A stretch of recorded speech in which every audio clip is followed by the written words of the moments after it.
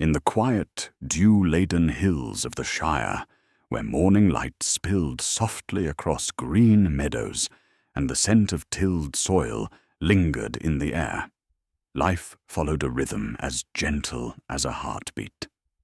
Hobbits, small and unassuming, tended gardens, swept doorsteps, and filled their homes with the warm glow of hearth fires. This world, so secure in its tranquility, seemed untouched by the grand designs of fate or the darker currents that swirled beyond the horizon. Yet, even here, the world's quiet order was not invulnerable. There were whispers of shadow, threads of history that reached into the present, like the long roots of ancient trees, and the Shire's idyllic boundaries had begun to tremble under the weight of unseen eyes. It was a place where the smallest decisions might ripple outward in ways impossible to predict, and where the simplest of creatures might hold within them the capacity for extraordinary courage. Bilbo Baggins had long sensed these currents, though he would have described them in no such terms. He had lived for more than a century, gathering memories and relics, moving through days with a mixture of curiosity and quiet satisfaction. The recent celebration of his 111st birthday had been lavish by Shire standards, a tapestry of laughter and warmth. Yet beneath the candle's cheerful flicker, there lingered an awareness, a subtle tremor, that something both precious and dangerous had settled into his care. The ring, unassuming and cold, a band of simple gold, lay in wait, a quiet vessel of power whose influence could slip past the notice of all but the most attentive minds. It was neither heroic nor malevolent in itself, yet it carried a weight capable of bending wills and hearts, of awakening desires long dormant and fears carefully hidden. Gandalf the Grey, wandering wizard and friend, perceived these currents more clearly than any hobbit could. He had observed the subtle shifts in the air, the small tremors of moral gravity, and the way the ring seemed to hum with quiet insistence when unguarded eyes lingered too long upon it. He understood, with a measured gravity, that what seemed trivial to the untrained eye, the wandering of a single hobbit, the carelessness of curiosity, could, when linked to the greater tides of Middle-earth, become the pivot upon which worlds turned. He had come often to the Shire, walking its hedgerows and speaking in soft, deliberate tones, planting questions and suggestions like seeds whose growth would only become apparent when the right season arrived. In his heart, he bore both hope and apprehension. Hope that courage might rise where it was least expected, apprehension for the burdens such courage would demand. Bilbo, for all his wisdom and experience, had reached a point of quiet reflection, a readiness for transition that was both inevitable and unnerving. To leave behind the comfort of home, even for a hobbit, was a profound act, a rupture in the familiar fabric of life. He understood that he would not return to the same rhythms, that the echo of his departure would ripple across his small world, touching friends, neighbors, and even the broader currents of the unseen struggle that churned beyond the Shire's borders. The decision, while framed in personal terms, was linked irrevocably to forces greater than any single hobbit could measure. The long histories of elves and men, the silent watch of those who guarded or sought dominion, and the subtle balance between courage and corruption. On the morning of his departure, Bilbo moved with deliberate care, tending last-minute arrangements, as if each act might somehow steady the unfolding of events. The bag of belongings, modest yet meticulously selected, contained not only clothing and tools, but artifacts and memories, each holding echoes of journeys past. Every item carried its own story, its own quiet power, yet none matched the singular presence of the ring. It rested in a pocket, inconspicuous, its surface gleaming faintly in the early light, betraying nothing of the potential contained within. Bilbo understood, instinctively, that the ring's influence was subtle, yet insistent. It whispered in silence, it suggested in absence, and it drew attention not through spectacle, but through quiet insistence. He felt a shiver of both awe and caution, an acknowledgement that the simple act of walking away from it would not erase the gravity it imposed. The paths through the Shire were gentle, bordered with hedgerows, and punctuated by the soft rise of hills and the occasional village.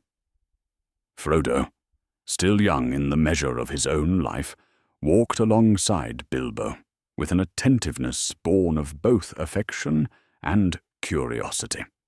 His eyes, wide with the steady intensity of emerging responsibility, traced the familiar contours of trees and streams, while his mind wrestled with the faint, almost imperceptible tension that lay beneath the day's routine.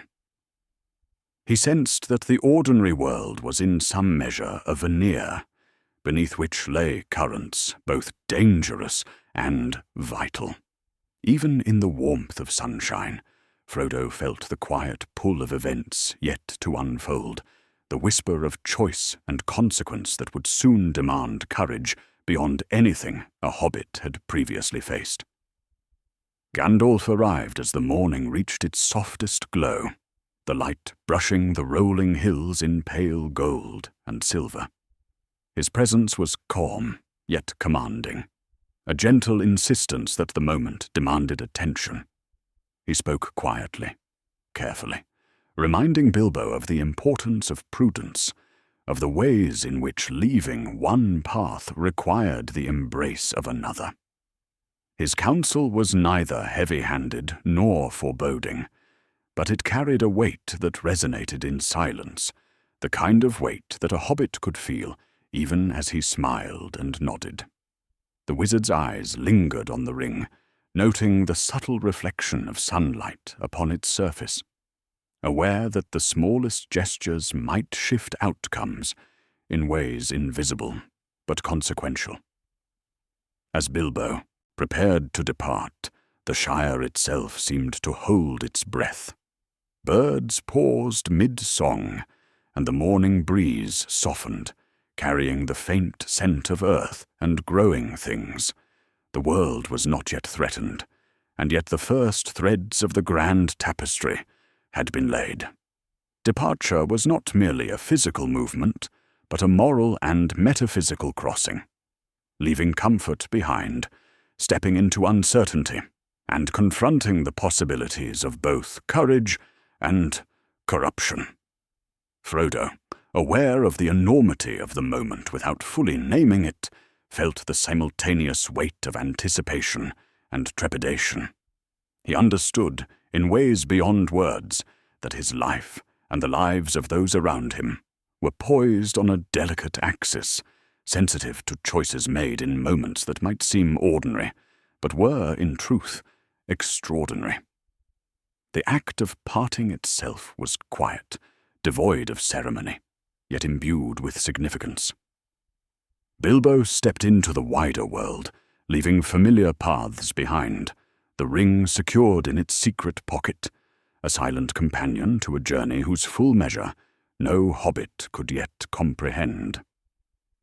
Frodo watched the diminishing figure, the folds of cloak merging with distant hills, and felt a current of destiny stir within him, gentle but persistent. Gandalf, standing nearby, allowed a moment of stillness, aware that the future's contours were not fixed, but influenced by courage, choice, and the subtle vigilance that accompanies wisdom. In the days that followed, the Shire returned to its outward rhythms, yet the quiet tremor of transition remained, Friends exchanged glances, aware of changes too subtle to name, as if the land itself whispered of currents beyond immediate perception.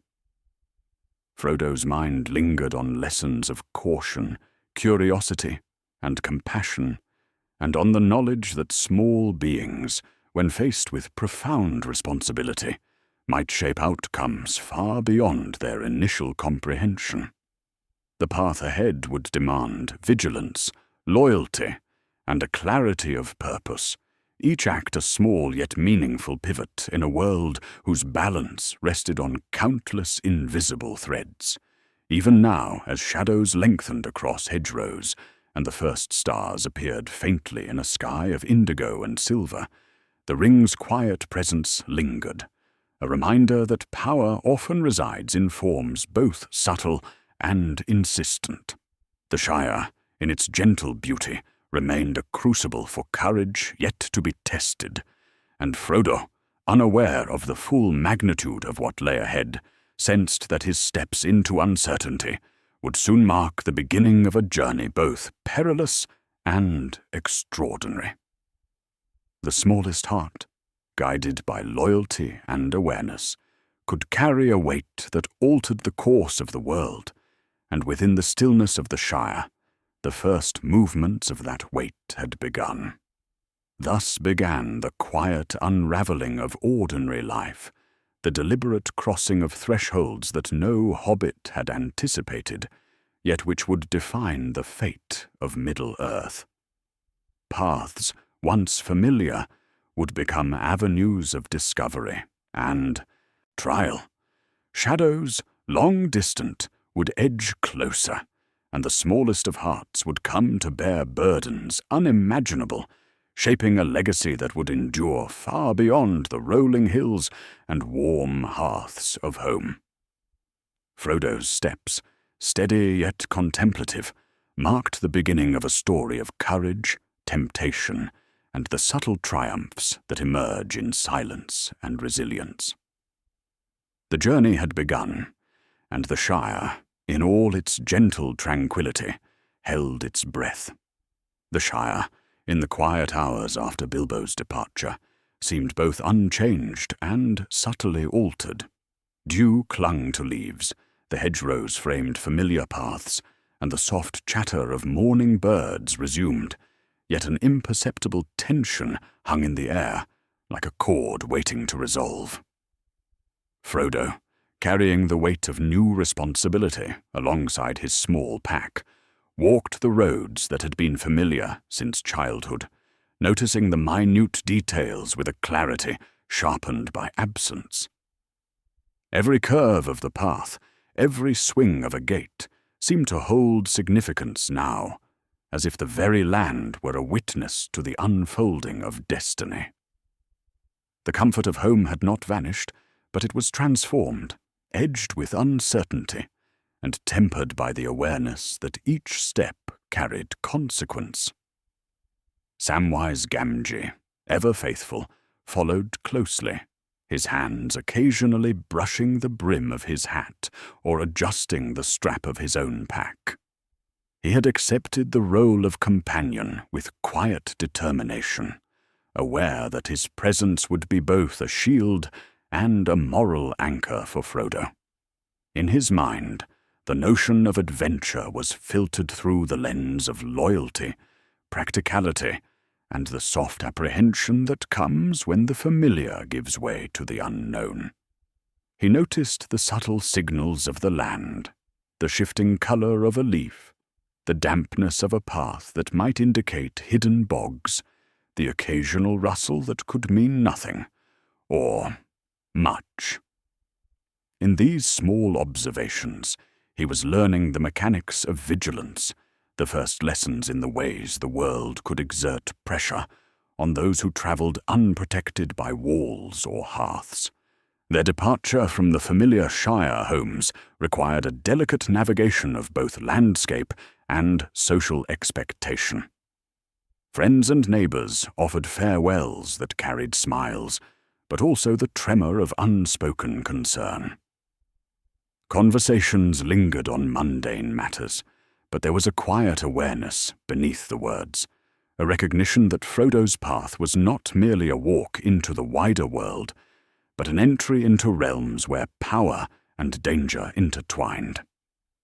Each gesture, an offered loaf, a nod, a lingering handshake, served as both comfort and anchor, reminders that even in the simplicity of the Shire, connections bore a subtle weight, linking the ordinary to the extraordinary. Frodo felt the pull of these bonds as a steady current, an invisible tether that would guide, encourage, and restrain him in the days to come. As they moved beyond Hobbiton, the landscape shifted gradually. The soft undulations of the Shire's hills became more pronounced, and the familiar sense of gardens and baked bread gave way to earthier, wilder aromas: moss, damp soil, the distant tang of streams and forests that stretched toward the horizon. The mechanics of movement, watching where each footfall landed, gauging the slope of a hill, noticing the shape of clouds and the direction of the wind, became integral to their awareness. Every choice of path carried implications. A bend in the road might conceal a hazard or provide concealment. A resting place might offer respite or expose them to observation. The physical and moral landscapes intertwined, teaching the hobbits that every detail mattered, and that even small miscalculations could ripple outward with consequence. Early encounters along the road reinforced these lessons.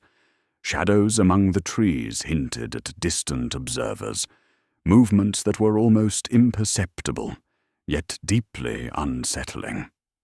The Black Riders, distant but relentless, were threads of a larger force whose reach extended beyond immediate perception. Frodo felt, though he did not yet name it, the subtle pressure of being watched, the insistent reminder that the ring was a beacon as well as a burden. Sam, attentive and grounded, noted the changes in Frodo's expression, the tightening of a jaw, the slight narrowing of the eyes, and understood that courage was a measure of both action and restraint. Together, they began to internalize the mechanics of evasion, concealment, and discretion, practices that would later become matters of survival. The first night outside Hobbiton was marked by both wonder and vigilance. They camped beneath a stand of elms, the air cool with the afterglow of sunset, the soft hum of insects filling the spaces between stars. Conversation was sparse, limited to observations and practical considerations, the direction of travel, the weight of packs, the need for firewood. Yet in the quiet, unspoken lessons were absorbed, the patience to wait, the ability to notice without being noticed, and the understanding that each moment of rest carried potential peril. They observed the interplay of moonlight and shadow, noting how shapes could deceive and how silence could conceal more than speech revealed. The Shire's gentle rhythms had taught them comfort, the wider world was teaching caution, and the transition was neither abrupt nor forced, but subtle and persistent. With dawn, they resumed travel, the road stretching into rolling fields and patches of woodland, the soft clatter of hooves and the distant toll of church bells reminded them that the Shire was not empty of life, and that the ordinary and extraordinary coexisted within proximity. Frodo's attention was drawn to the horizon, where hills met sky, contemplating the notion of journey and the transformation of self that each step demanded. Here, the mechanisms of endurance and alertness intertwined with moral awareness. The presence of the ring demanded vigilance not only against physical threats, but against the seduction of power and impatience. The ring's influence was subtle, whispering in the spaces between thoughts, tempting distraction or pride, and Frodo sensed it even in the quiet cadence of his own breathing. Along the way, small acts of kindness and resourcefulness became lessons in moral mechanics. Sam pointed out hidden springs of water, nudged Frodo toward safer paths, and encouraged moments of pause when fatigue threatened. Frodo, in turn, learned to listen, to the wind, to the rustle of leaves, to the quiet persistence of conscience. Each decision, though minor in appearance, carried symbolic and practical weight, teaching that courage was not a singular heroic act, but a continuous practice, a careful calibration between heart, observation, and intention. These early trials were subtle yet formative, embedding habits of thought and behavior that would become indispensable when peril intensified. The journey led them past familiar villages that now seemed distant, through pastures where the patterns of grazing sheep and wandering cattle provided both continuity and contrast. Each step reminded them that the Shire was behind them, and that the world beyond was not inherently hostile, but neither was it benign. Landscapes were simultaneously welcoming and instructive, teaching observation, patience, and subtle discernment. Frodo and Sam began to perceive a rhythm in travel, moments of ease interspersed with the demand for attentiveness, periods of reflection punctuated by necessary action. These lessons, though understated, were the scaffolding upon which courage and endurance would later be measured. The presence of Gandalf, though no longer constant, remained felt in subtle ways. His counsel had prepared them to consider not only the tangible threats, but the moral and psychological dimensions of travel, the patience required to resist temptation, the discipline needed to maintain secrecy, the awareness that the ring's influence was never passive.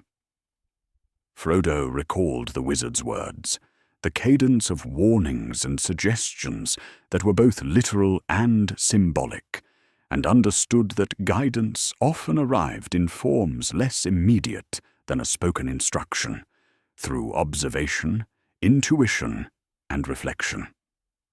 Sam, too, carried fragments of this teaching, expressing it through practical attentiveness and steadfast support, the moral counterweight that would become increasingly essential. By the third day, the landscape had grown wilder. Rolling hills gave way to forests where sunlight filtered through dense canopies, casting dappled shadows across narrow paths. The wind carried scents of moss and decay, and the occasional distant cry of a bird hinted at the untamed life within. Frodo's focus sharpened, his senses attuned to the rhythm of movement, the subtle variations of sound and light, and the quiet indications of creatures unseen. Each observation, each calculation of footing and route, became part of a larger practice of presence, the ability to perceive without panic, to respond without rashness, to act with the measured awareness that would later determine life or death. The Shire had provided comfort. The road was imparting lessons in endurance, discretion, and humility. Late in the afternoon, as they rested beside a winding stream, Frodo allowed himself a moment of contemplation. The ring, hidden yet palpably present, seemed to draw the light differently, catching on the surface of a small stone or glinting faintly when the sun struck its edge. He noted the subtle beauty of the object, its simplicity, and yet its resonance, and felt an uneasy tension between admiration and wariness. Sam, observing quietly, sensed the weight of reflection in Frodo's posture, and offered only a steady presence, an unspoken reassurance. Here, Amid the gentle flow of water and the soft chorus of insects, the mechanics of attention, restraint, and companionship intertwined, forming the foundation of the endurance required for the greater trials that lay ahead. As evening descended, casting long shadows over the land, Frodo and Sam set a modest camp beneath a grove of ancient trees. The wind rustled softly, carrying the scent of distant fields and distant rain, the world vast yet intimate.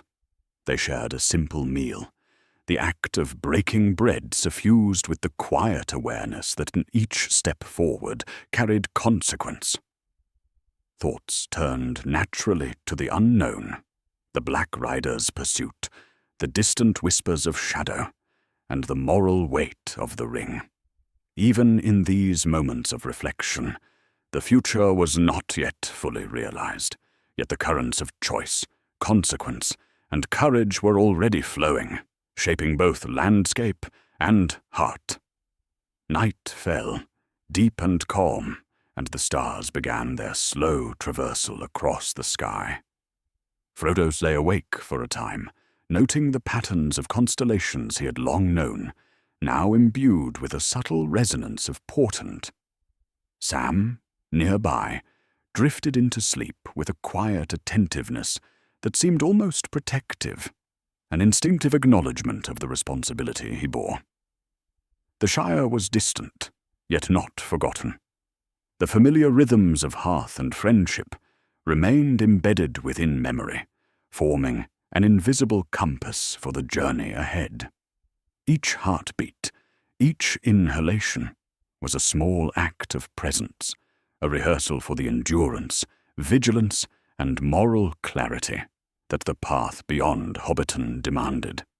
And so, under the patient gaze of stars and the gentle whisper of wind through trees, Frodo and Sam continued their departure, moving from the comfort of home into a world shaped by both beauty and threat. The Shire had given them roots, and now the road offered lessons, that courage is cultivated through observation, that loyalty is forged in quiet moments, and that even the smallest beings, attentive and determined, can begin to carry burdens of unimaginable consequence. Each step was both literal and symbolic, marking the threshold between the ordinary and the extraordinary, between safety and the unfolding currents of destiny. The journey had begun, subtle yet inexorable, and though no immediate peril demanded attention, the quiet pressure of responsibility pressed steadily onward. Frodo, with the ring concealed and Sam beside him, would soon learn that departure is more than leaving. It is an engagement with the larger forces of the world, an immersion in the mechanics of courage and restraint, and an initiation into the slow, deliberate unfolding of a story whose weight would be measured, not in hours or days, but in choices and consequences, in loyalty and endurance, in the quiet heroism that defines even the smallest of hearts. The road from the Shire unfolded with a rhythm both familiar and strange, the gentle rise and fall of hills giving way to stretches of open pasture and the first hints of deeper woodlands. Frodo and Sam had settled into a cadence of movement that balanced endurance with caution, the quiet attention to path, terrain, and shadow becoming second nature. Each footfall was measured, each pause considered, as if the land itself could teach lessons to those willing to notice. The Shire, with its hedgerows and sunlit meadows, had been a world of comfort. Beyond its borders, the landscape carried a duality, offering both sustenance and subtle peril, beauty intertwined with cautionary lessons, and a reminder that the ordinary and the extraordinary often coexisted. The early morning mist wove through the grasses like a whisper, softening the shapes of trees and the outlines of distant hills. Frodo noticed the way the air held moisture, the faint scent of earth and river, and the quiet movement of small creatures beneath ferns and hedgerows. He understood, though imperfectly, that these observations were more than passive. They were essential to survival. To move with awareness was to honor the land, to read its signals, and to interpret its subtleties. Sam, walking slightly behind, mirrored this attentiveness, eyes scanning the underbrush, ears alert to any anomaly, hands ready to steady or assist.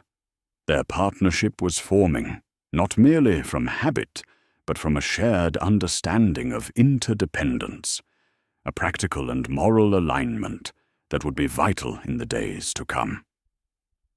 The road soon led them to the edges of a sparse woodland, its trees rising in irregular clusters, trunks mottled with moss, leaves whispering faintly in a wind they could not always feel. Sunlight filtered through the canopy in shifting patterns, the play of light and shadow creating illusions that tested perception. Here, Frodo first sensed, with subtle but insistent pressure, that they were no longer in a wholly benign environment. Shadows deepened in ways the mind could scarcely name. Sounds arrived from multiple directions, sometimes faint, sometimes amplified by echoing hollows. The first lessons in patience, observation, and discretion became practical. A step carefully placed, a pause to observe the movement of leaves, a breath held while the mind passed the faintest suggestion of disturbance. The world was teaching them to be awake in a way that no comfort or custom could have instilled. As they progressed, the hum of distant activity hinted at more than natural life. Occasionally there were glimpses of figures on the horizon, fleeting and indistinct, mounted riders whose shapes dissolved behind trees or hills. Frodo felt a tension in the air, a subtle charge that pressed against the quiet rhythm they had cultivated. The ring, unspoken yet present, seemed to sense the encroachment of unseen attention, responding in ways impossible to fully articulate. Its influence was neither loud nor direct, but it manifested in small intensifications of awareness, in the tightening of the chest, the fleeting hesitation of thought, the involuntary glance over a shoulder. Sam, noticing Frodo's gaze, asked only if he was well, offering a steady presence without unnecessary alarm. The first lesson in emotional attunement that would prove indispensable in the trials ahead. The mechanics of travel required attention not only to immediate threats but to the subtler demands of terrain. Streams and rivulets cut across the path, their surfaces reflecting sunlight and shadow in ways that could deceive the eye. Banks, steep or slippery, demanded measured steps, the calculation of balance, the awareness of hidden root or stone. In these moments, movement became a meditation, each action deliberate, each decision informed by the rhythm of body and environment. Frodo noticed the interplay of light on water, the way small currents whispered over pebbles, the subtle vibration of the ground beneath. He began to understand that vigilance was not simply a defensive posture, but a continuous dialogue with the world, a form of engagement that required patience, humility, and attentiveness. By the second day of their journey, the open pastures gave way to denser woodlands, where the path narrowed, the trees clustered more closely, and the forest floor was littered with fallen branches and leaves. Here, every movement carried potential consequence. Frodo and Sam navigated carefully, aware that unseen eyes might be observing, and that the ring's presence acted as both beacon and burden. Sam, more attuned to practicalities, pointed out unstable ground, suggested safe crossing points over shallow streams, and reminded Frodo to maintain steady breathing and focus. The interplay of observation, action, and moral awareness formed a rhythm, teaching both endurance and the subtle ethics of care. Care for the path, care for each other, care for the consequences of presence. As they approached a bend in the road, the soft whisper of the wind carried a sound that drew Frodo's attention, a faint rustling, almost imperceptible, in the undergrowth. He paused, a subtle tension threading through his chest, and motioned for Sam to do the same. The lesson was clear. In vigilance, perception must precede reaction. The rustle proved to be a small creature, harmless yet instructive, a reminder that not all disturbances carried threat, but all required attention. The encounter reinforced the delicate calibration between caution and calm, fear and discernment, and the quiet development of skills that were both practical and ethical. Each observation, each pause, was a rehearsal for later challenges, a step in learning the discipline necessary to navigate both external and internal landscapes. Later that morning, the road climbed gently toward a ridge overlooking a wide river valley. From this vantage, Frodo and Sam could see the patterns of the land, the interlocking contours of hills, the winding course of the river, and the distant glimmer of settlement. Perspective revealed both opportunity and danger. The vastness of the terrain offered potential concealment, yet also signaled exposure. Frodo felt the weight of responsibility deepen. Each choice of direction, each consideration of rest or pace, was no longer a matter of preference, but of consequence. The ring, quiet yet insistent, seemed to amplify both awareness and hesitation, creating an internal dialogue between desire for safety and the lure of curiosity. Sam, ever practical, noted the approach of clouds, the potential for rain, and the implications for footing and comfort. Their partnership was evolving into a precise coordination of attention, judgment, and mutual reliance. The day's progress was punctuated by moments of reflection and small acts of care. Frodo observed the beauty of the valley below, the curve of the river, the distant fields, the motion of birds and wind. In these observations, he found calm, the grounding necessary to sustain endurance. Sam gathered firewood and prepared a modest midday meal, attentive to the needs of both, yet unobtrusive in his support. These acts, mundane yet infused with intention, reinforced the lesson that resilience is cultivated not only through vigilance in danger, but through attentiveness to the immediate, ordinary tasks that sustain life. Together, they practiced the rhythm of movement, observation, and pause, each reinforcing the other in a delicate balance. By evening, they had descended toward the river, the current reflecting the fading light in shifting patterns of silver and amber. Frodo noted the way the water moved around stones, the quiet eddies that hinted at hidden depth, the occasional ripple that suggested passage beneath the surface. The world, he realized, was composed of layers, visible and invisible, immediate and deferred, simple and complex. Navigating it demanded attention not only to the physical, but to the moral and psychological dimensions of action. The ring, a constant companion in pocket and mind, acted as a subtle amplifier of these lessons, pressing awareness while obscuring certainty, demanding both caution and courage. Nightfall brought a further deepening of awareness.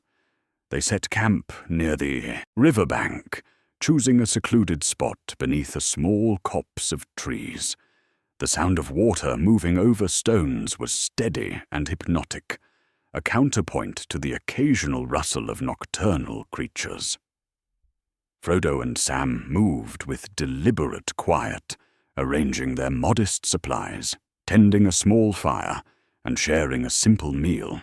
Conversation was minimal, but each glance, each gesture carried reassurance, a reinforcement of trust and mutual presence. Sleep would come in measured doses, punctuated by brief vigilance, the awareness that movement in darkness might mask both opportunity and threat. Here, amid shadow and starlight, they practiced the mechanics of watchfulness tempered by calm, learning the discipline that would shape future choices. The first signs of external pursuit were subtle: distant lights, fleeting reflections, the almost imperceptible impression of eyes beyond the immediate perimeter. Frodo felt the tension of these observations, yet he did not speak them aloud, understanding that words might create unnecessary alarm. Sam, noticing his companion's heightened attention, offered a quiet presence, a reminder that vigilance was shared and that fear could be tempered by solidarity. The ring, silent and unyielding, remained a test of moral and practical endurance, amplifying both observation and internal struggle. Each movement, each choice of placement for rest or fire, was informed by lessons in perception, patience, and humility. As they settled, the river murmuring softly beside them, and the stars shifting imperceptibly above, Frodo allowed his thoughts to wander to the Shire.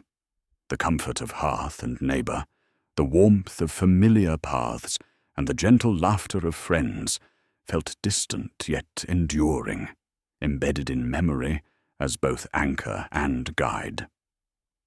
He recognized that leaving had not severed connection, but had transformed it into responsibility.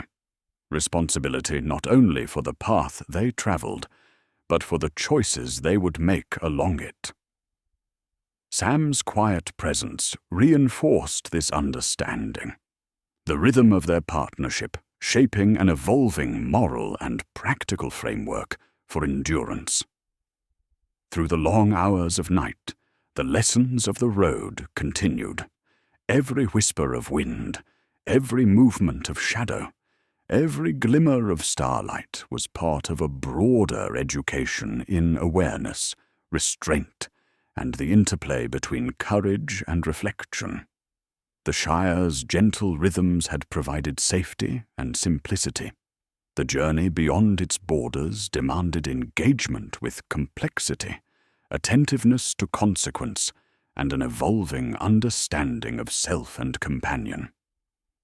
Frodo and Sam, in their quiet perseverance, were beginning to embody the mechanics of endurance, the careful balancing of action and observation, the cultivation of loyalty and attentiveness, and the recognition that even the smallest beings might bear burdens whose magnitude stretched beyond comprehension. The night deepened, carrying the subtle chorus of river, wind, and nocturnal life. Frodo and Sam, cocooned in blankets and careful attentiveness, moved between wakefulness and rest, practicing the subtle discipline of endurance. The world beyond the Shire awaited, vast and indifferent, yet shaped by forces of both danger and guidance. The road would soon demand more than caution. It would require judgment, moral clarity, and the quiet courage to act when visibility, certainty, and support were limited. Each step forward, though measured and unremarkable in appearance, was a deliberate engagement with the mechanics of the journey. Perception, decision, and consequence intertwined in a rhythm that would define not only survival, but the very measure of heroism. By the first light of dawn, the river shimmered with the pale gold of morning, and the two companions rose to continue. The lessons of the past days, vigilance, patience, moral attentiveness, endurance were now integrated into each movement, each glance, each decision. The Shire was behind them, familiar yet transformed in memory, and the wider world, with its shifting currents of danger, beauty, and subtle instruction, stretched forward. Frodo, the ring hidden and heavy in awareness, and Sam, steady and attentive, stepped into the day, prepared to learn anew, to engage with both landscape and moral complexity, and to follow a path whose consequences would ripple far beyond the hills, hedgerows, and quiet comforts of home. The journey continued, deliberate, measured, and inexorably, toward realms where observation, courage, and loyalty would be tested beyond measure. The morning air carried a chill that was neither sharp nor alarming, but precise enough to demand attention. Frodo and Sam moved along the narrow path with a rhythm they had begun to trust, deliberate steps, measured pauses, and an almost imperceptible synchronization of glance and gesture. The river beside which they had camped yesterday stretched out below, winding through the valley like a silver ribbon, its waters murmuring secrets only the attentive could hear. Sunlight touched the surface briefly before slipping behind drifting clouds, casting shifting patterns of light across the rolling landscape. In this interplay of illumination and shadow, the world revealed both opportunity and caution, teaching the hobbits the subtle mechanics of observation, the careful weighing of action against consequence. The forest ahead loomed denser than anything they had yet encountered. Ancient trees rose with gnarled majesty, their trunks thick with moss and lichens, their branches entwined in patterns that created a lattice of shadow upon shadow. Frodo noticed the faint sound of leaves shifting overhead, a soft percussion that hinted at unseen movement, perhaps of wind, perhaps of creatures whose presence was both natural and a reminder of uncertainty. Sam's eyes traced the undergrowth, identifying hollows where small animals rustled, roots that might catch a careless foot, and the occasional patch of mud signaling recent rain. Together, they had begun to internalize a new rhythm of travel, one in which vigilance was continuous, yet tempered by calm, in which every action carried a measure of intent and reflection. The first miles of the forest passed without incident, yet the quiet tension never fully lifted. Frodo felt the ring as a subtle pressure in his pocket, a silent companion whose influence whispered faintly in his awareness.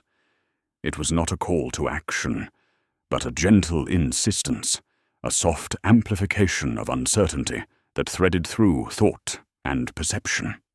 Each step forward was both physical and moral, the choice to move with care, to remain aware, to weigh every decision against the potential for consequence.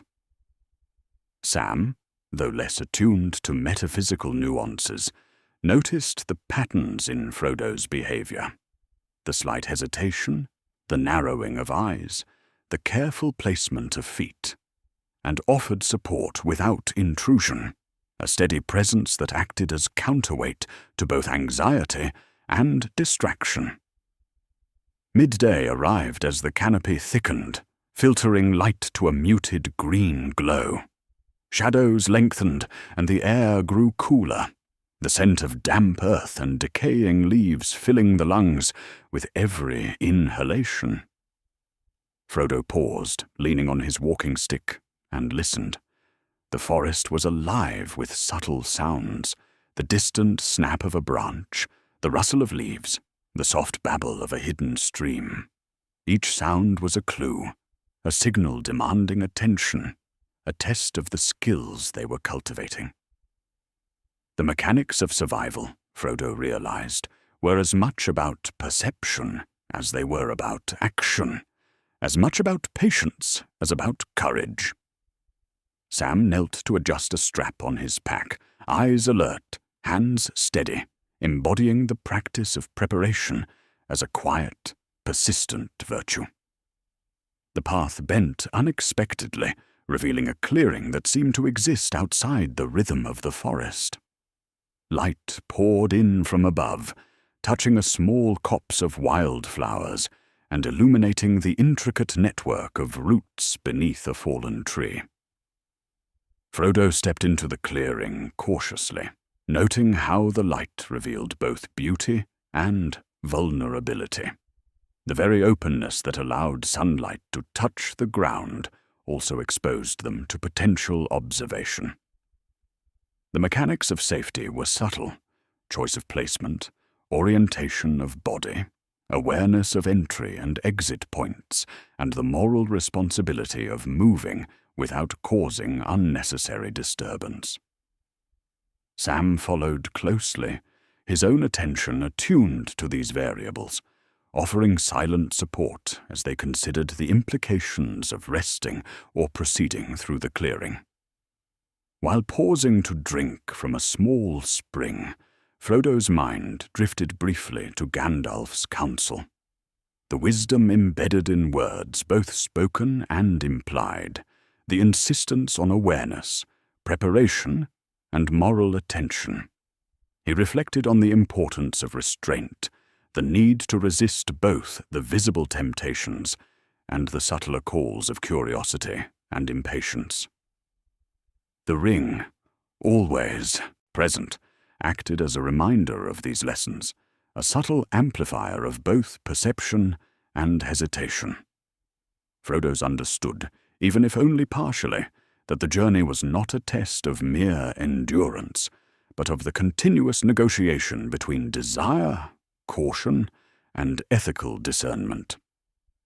Sam, sipping water beside him, provided a living anchor, a consistent calibration of patience and vigilance that balanced Frodo's heightened sensitivity to the ring's presence. By afternoon, the road narrowed further, bordered by dense thickets and occasional thorned shrubs. Light shifted rapidly as clouds passed overhead, creating patterns of shadow that suggested movement where there was none, masking what might exist beyond perception, and teaching a quiet lesson in both discernment and patience. Frodo noted each change, each flicker of shadow, each subtle shift in sound, recognizing the interplay between instinct and observation, between caution and measured action. Sam's calm attentiveness acted as a buffer, his own observations reinforcing the rhythm of movement that Frodo had begun to internalize, a rhythm of presence, reflection, and deliberate engagement with the environment. A sudden rustle among the undergrowth drew both to immediate alertness. Frodo's hand instinctively rested near his cloak, a reflex born of cautious anticipation rather than panic. The rustling proved to be a small animal, a hare, dashing through the leaves. Relief was quiet but palpable, a subtle reinforcement of the principles they were practicing: vigilance without alarm, attention without distraction, and the cultivation of awareness as both skill and moral discipline. The ring remained silent, its influence persistent yet unobtrusive, a reminder that subtlety often carries more power than overt force, and that endurance is shaped by both observation and restraint. As evening approached, the forest began to thin, opening onto rolling hills that hinted at distant settlements. Frodo's chest lifted slightly, not in the triumph of arrival, but in the quiet recognition that perspective revealed new variables, sight lines, potential routes, and the broader mechanics of movement in a world less immediately contained. Sam noted the changes in terrain, calculating footing, anticipating rest points, and assessing potential exposure to observation. Together, They were learning the continuous practice of foresight, the subtle art of anticipating consequence without succumbing to fear, and the quiet negotiation between hope and caution that defined the discipline of extended travel. Night fell with deliberate softness, a gentle dimming of the sky that allowed stars to emerge in clusters, constellations both familiar and strange.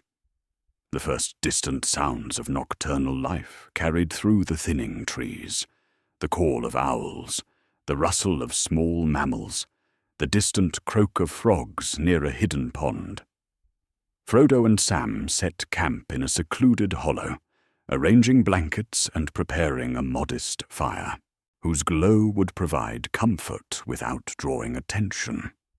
The forest's rhythm continued to teach.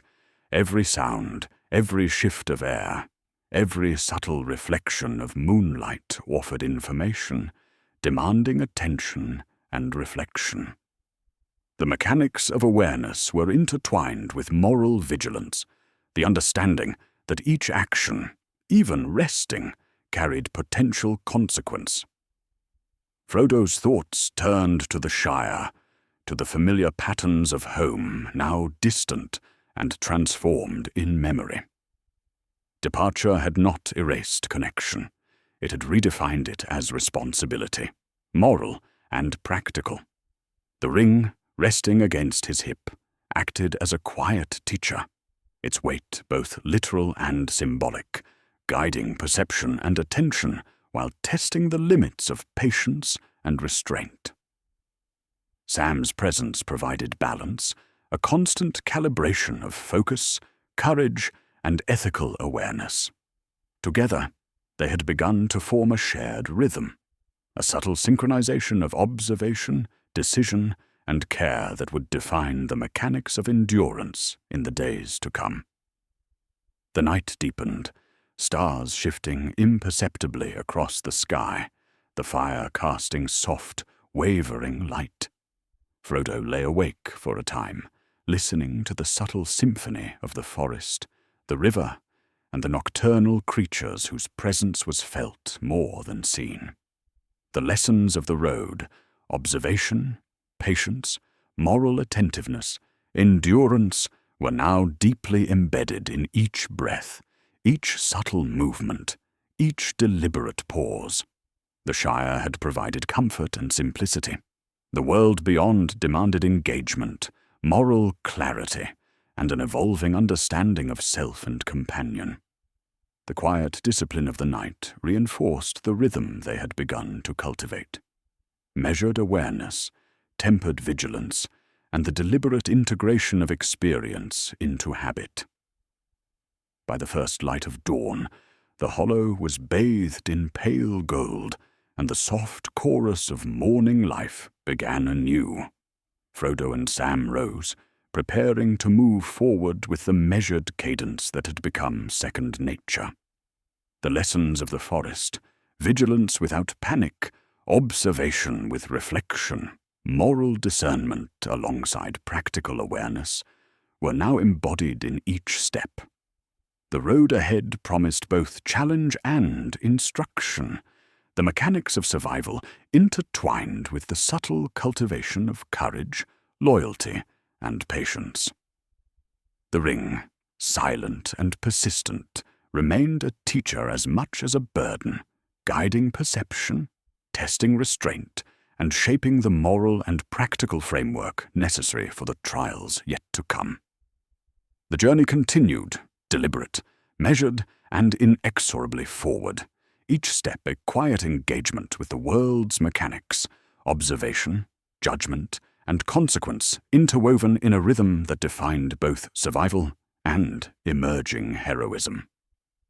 Frodo, the ring concealed yet ever-present in awareness, and Sam, steadfast and attentive, moved into the unfolding day, carrying the lessons of the forest, the Shire, and each small trial encountered along the way. The fun road stretched outward, indifferent yet instructive, and the companions, disciplined in observation, steadfast in loyalty, and attuned to both the physical and moral dimensions of their path, continued onward, toward destinations both visible and hidden, toward the gradual unfolding of courage and consequence that would shape not only their lives, but the fate of all Middle-earth. The morning air was crisp, carrying a scent of earth and distant rain, as Frodo and Sam emerged from the forest into rolling hills that stretched toward the horizon. Each slope was a subtle challenge, the footing uneven, the grass wet with dew, yet the openness brought a clarity of perspective, revealing patterns in the land that had been hidden beneath canopy and shadow. Frodo noticed how the light shifted across the hills, tracing contours and revealing folds in the terrain that might conceal or reveal passage, and he began to sense the delicate balance between exposure and concealment. The world, in these early hours, was teaching him to read not only paths, but also implications, to perceive both what was present and what might be, and to adjust each step with quiet deliberation. Sam followed closely, eyes scanning the horizon, hands occasionally brushing the brim of his hat or the strap of his pack. He understood that vigilance was not only practical, but moral, a constant practice of care and attentiveness that extended beyond the physical. Each observation, each pause, reinforced the discipline of endurance, the subtle calibration between caution and curiosity. He pointed out patches of loose soil, uneven stones, and hidden hollows, small acts that reinforced not only safety, but also the lesson that even ordinary attentiveness carried meaning. In these details, Sam and Frodo were cultivating a rhythm of shared responsibility, a continuous negotiation of awareness and action that would define the mechanics of survival. By midday, they had reached a shallow valley, the hills rising gently on either side. A stream ran through its center, reflecting sunlight in shifting glimmers, and the air carried the scent of wet moss and distant blossoms. Frodo paused beside the water, bending to touch the cool flow, noting how currents moved around stones, how eddies formed quietly and imperceptibly, how the surface could conceal depth and hidden obstacles. These were lessons in patience, observation, and subtlety, the necessity of attentiveness to forces that might be unseen but consequential, the interplay between perception and judgment, and the moral attentiveness required to navigate spaces shared with both life and hazard. Sam knelt beside him, adjusting a bootstrap, and offered a quiet observation about footing, the first hint that experience, care, and attention were inseparable from endurance. The valley, though seemingly tranquil, carried subtle signals of change. Small disturbances in the foliage suggested the presence of creatures, some harmless, others uncertain. Frodo felt the ring's presence as a faint pressure against his awareness, a reminder that the world beyond the Shire was shaped by currents unseen, forces both external and internal that influenced action, perception, and consequence. The Black Riders, though distant, were threads in a larger pattern, reminders that vigilance was never complete, that endurance demanded continuous calibration of attention and restraint. Sam, sensing Frodo's tension, offered steady presence rather than words, reinforcing the subtle moral and practical lesson that companionship could anchor awareness, temper anxiety, and maintain the rhythm of careful movement. As they continued, the valley opened onto a gently rising hillside, dotted with wildflowers, the colors muted in the late afternoon light. Frodo observed the interplay of wind and blossom, noting how motion could distract, conceal, or reveal. The mechanics of perception were subtle but vital, understanding that not every shift was threat, yet that all required attention. Learning that small errors in judgment could ripple outward, altering the trajectory of both immediate movement and long-term consequence.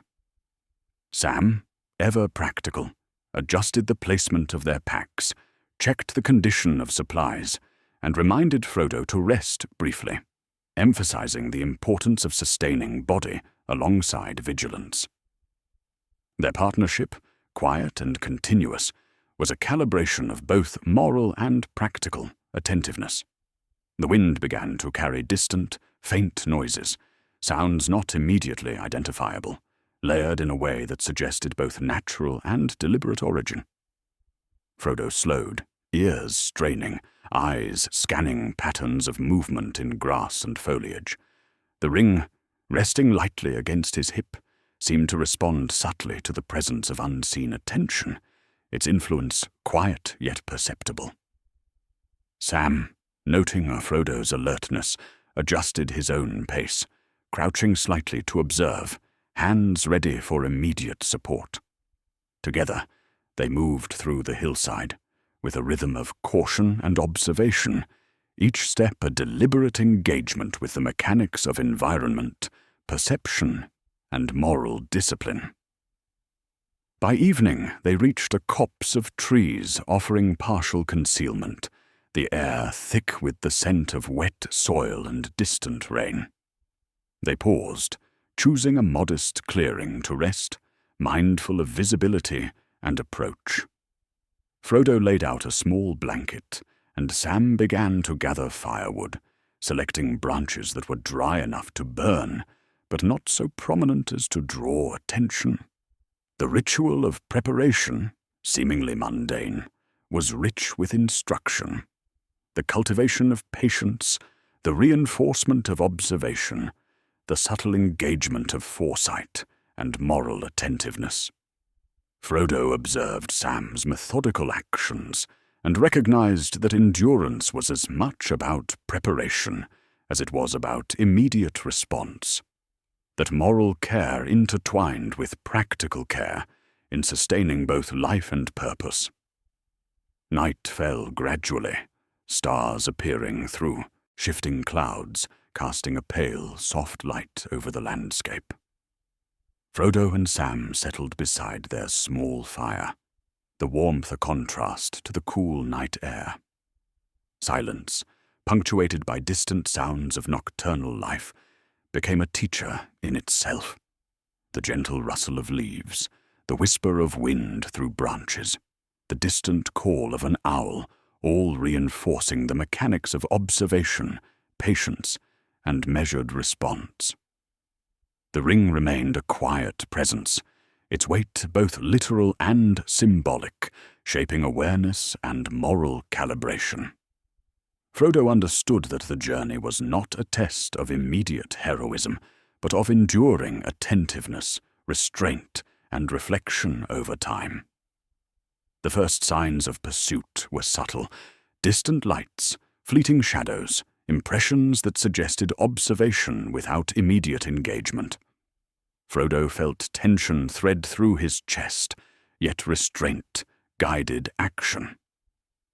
Sam, sensing his companion's awareness, offered steadying presence, a silent reminder that vigilance was both shared and anchored in trust. The ring, though passive in form, influenced perception, sharpening awareness and compelling deliberation. The lessons of observation, patience, and moral attentiveness learned in hills, streams, and forests became instruments of endurance as the world's pressures grew more intricate and less predictable. As the fire burned low, Frodo allowed his thoughts to wander to the Shire. Its comforts, warm hearths, familiar paths, and steady companionship were distant, yet their essence persisted as a moral and emotional compass. He understood that departure had not severed connection, but transformed it into responsibility. The maintenance of awareness, moral integrity, and loyalty across space and circumstance. Sam's presence reinforced these insights, offering both practical support and moral calibration, a living anchor in the quiet pressures of the unfolding journey. Each small task, observation, and pause contributed to a growing competence that was physical, emotional, and ethical, a preparation for trials whose magnitude could not yet be fully perceived. Through the long hours of night, Frodo and Sam remained alternately awake and resting, attuned to the subtle rhythms of the forest, the valley, and the hills. The quiet discipline of vigilance was a practice in itself, awareness maintained without alarm, action tempered by reflection, endurance calibrated against both necessity and foresight. The ring's presence was constant, subtle, and morally instructive, shaping perception without dictating action, reminding the wearer that responsibility and choice were inseparable.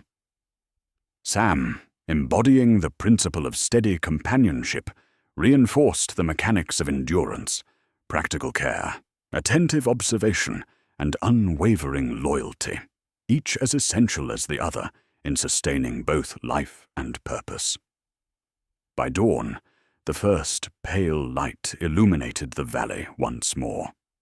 The gentle chorus of morning birds and rustle of leaves provided a soft rhythm that guided preparation for the day's journey.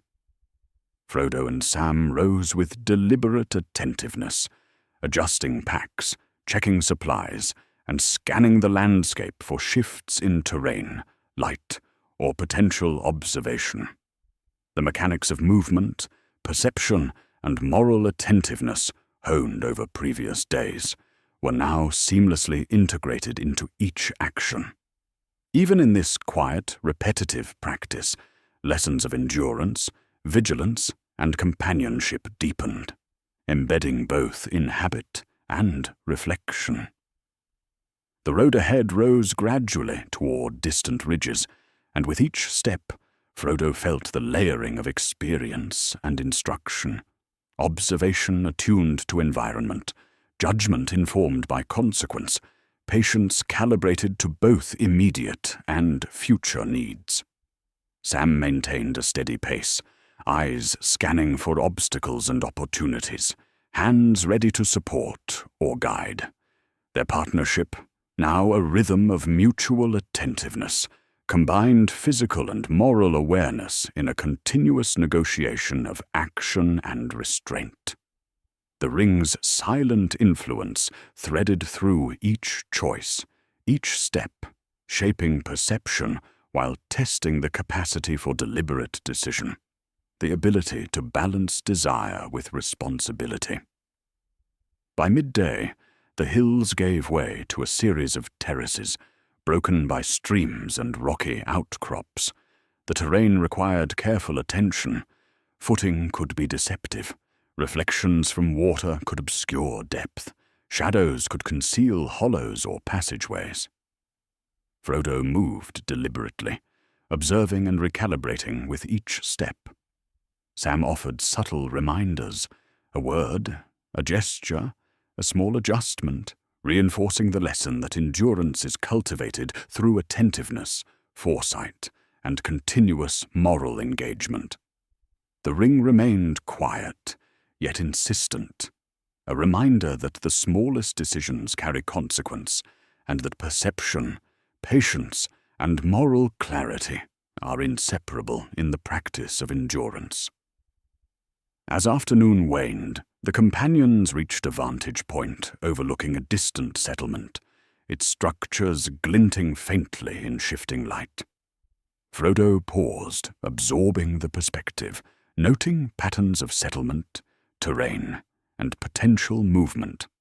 The world revealed its mechanics in layered fashion, observation, inference, and anticipation intertwined with practical and moral judgment.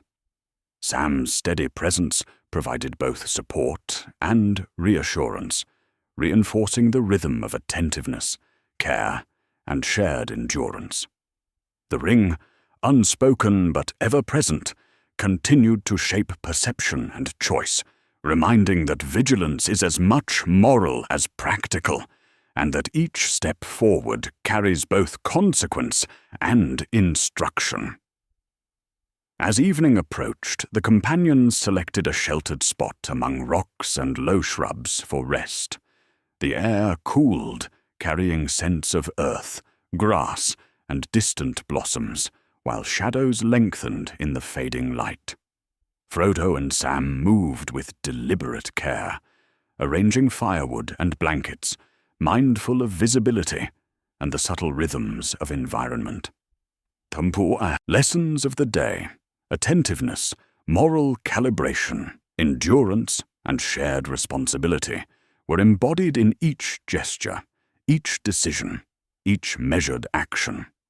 The ring, quiet yet potent in its influence, remained a teacher, shaping perception, testing restraint, and deepening the subtle interplay of vigilance, patience, and ethical awareness that defined their journey.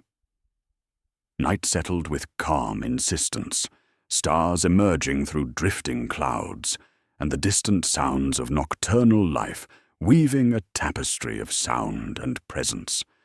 Frodo and Sam, enveloped in blankets, alternated wakefulness and rest, practicing the rhythm of attention, observation, and reflection. The lessons of hills, valleys, streams, and forests continued to resonate. Endurance is cultivated in patience. Vigilance is tempered by reflection. Moral attentiveness guides action, and the presence of a faithful companion can sustain both body and conscience.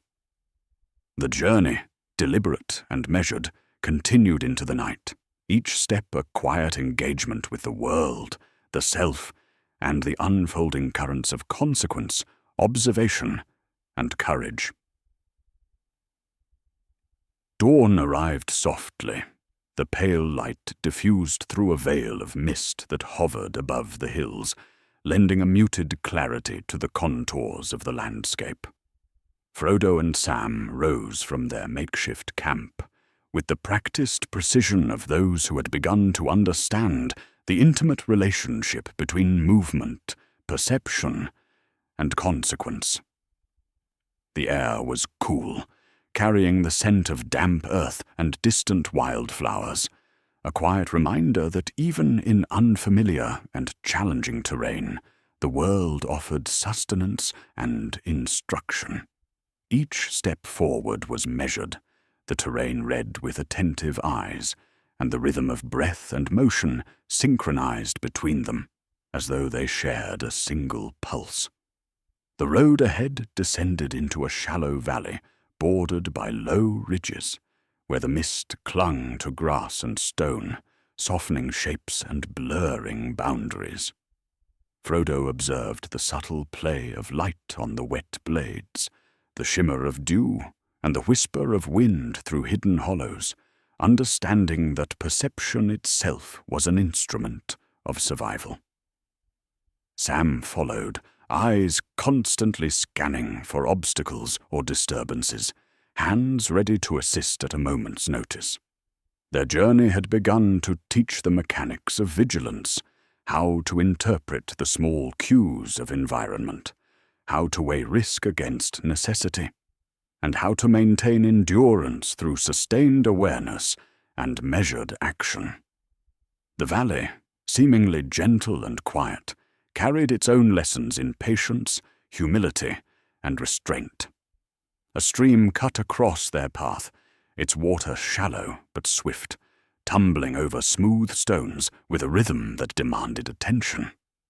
Frodo paused, crouching to study the flow, noting subtle currents and hidden pockets of depth that could unbalance a misstep. He sensed, without conscious articulation, that these were not merely obstacles, but exercises in observation, requiring careful calculation of each movement and a moral awareness of the consequences of misjudgment. Sam knelt beside him, testing footing and sharing quiet observations, a silent choreography of partnership that balanced caution with progress. The stream became more than a crossing. It was a demonstration of the interdependence between perception, decision, and consequence. Beyond the stream, the path climbed gently toward a ridge, the fog lifting to reveal undulating fields, interrupted by clusters of ancient oaks and the occasional stone outcrop. Frodo felt the ring's presence as a faint tension at the center of thought, subtle yet persistent, shaping awareness without commanding action. The weight of responsibility pressed lightly upon him. Each choice, each step, each glance carried implications both immediate and far-reaching. Sam, attuned to the practical dimensions of travel, reminded Frodo to pause briefly, adjust pack straps, and maintain steady footing, reinforcing the rhythm of endurance that had become essential to their progress. In this interplay, observation, moral attentiveness, and practical skill coalesced into a disciplined engagement with the unfolding journey. As the day advanced, distant sounds hinted at the broader world beyond the hills, the faint echo of voices, the low drone of horn or horn-like instruments, and the occasional distant clatter of hooves on stone.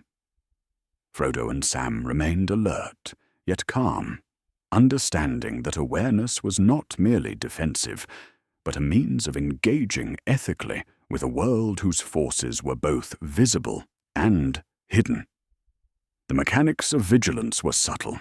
Observation must precede judgment, reflection must temper instinct, and movement must balance both necessity and moral discretion.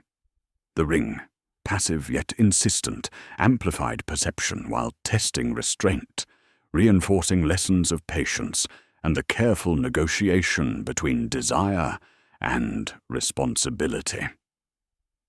By late afternoon, the companions reached a clearing where the terrain opened toward a plateau overlooking distant hills. The light shifted constantly as clouds moved across the sky, casting transient shadows that masked or revealed hidden hollows, rocks, or patches of grass. Frodo observed the landscape with deliberate attention, noting how perception was influenced by light, angle, and expectation, and understanding that the discipline of awareness extended beyond immediate safety to the subtler navigation of uncertainty. Sam offered quiet observations on footing, suggesting paths that combined efficiency with security, and the two moved together with a rhythm that had become seamless, a continuous interplay of perception, judgment, and action. The plateau revealed its own lessons, the interdependence of elevation and exposure, the delicate balance between vantage and vulnerability, and the quiet consequences of movement through a world attuned to both light and shadow. Frodo felt the ring as a persistent presence at his side, amplifying both alertness and caution, a constant reminder of the moral and practical implications of choice. Sam, steady and observant, reinforced the importance of calibration, providing a stabilizing influence that allowed Frodo to integrate observation with measured decision-making. Together, they embodied a rhythm that was both physical and ethical, a dance of endurance, patience, and attentiveness.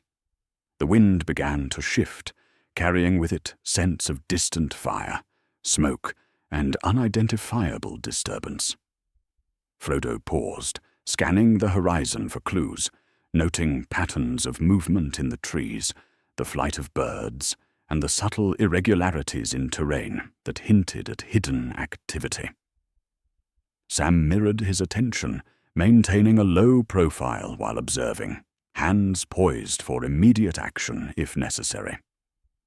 The world beyond the Shire was neither inherently hostile nor entirely benign. Its mechanisms were subtle, layered, and often morally ambiguous. Each observation, each pause, each carefully measured step was an engagement with forces both visible and hidden, a negotiation of endurance, vigilance, and ethical responsibility.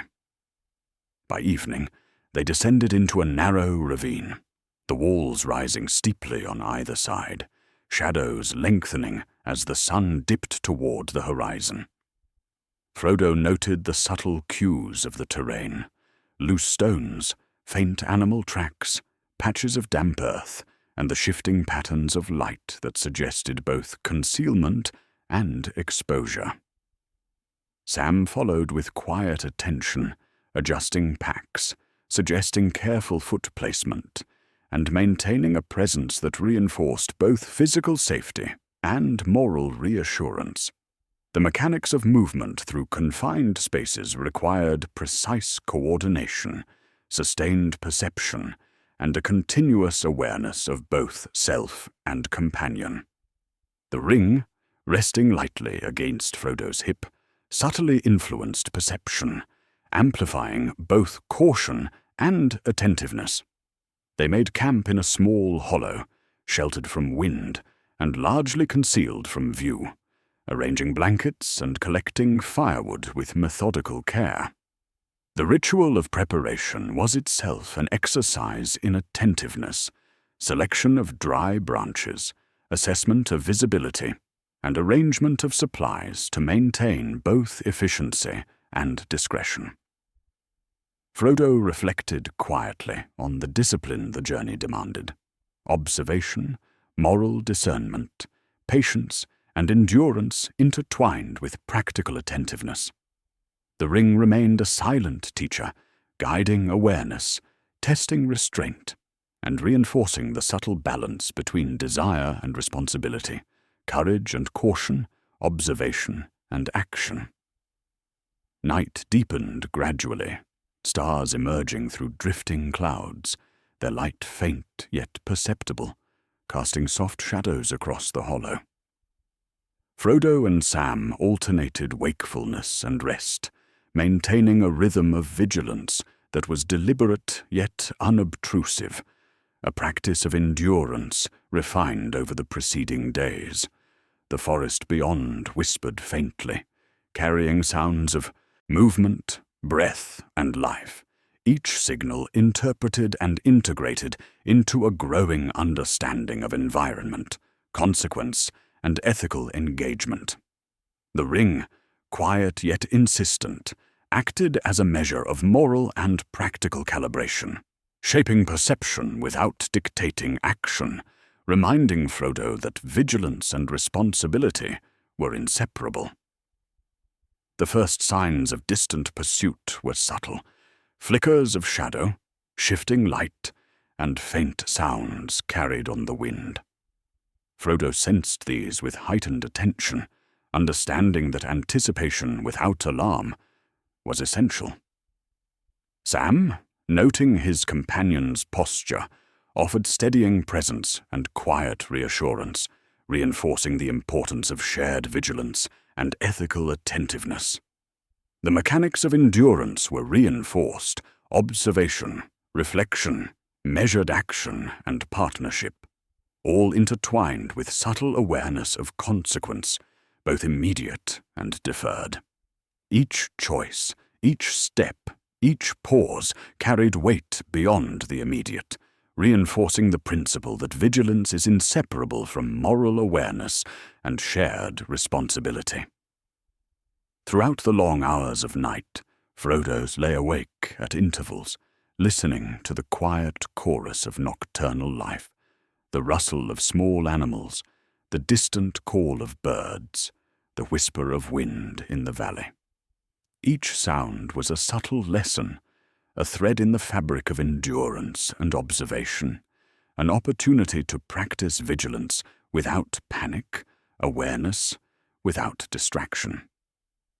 Sam, resting nearby, embodied the principle of steady companionship, reinforcing the rhythm of attentiveness, restraint, and mutual support that defined their survival.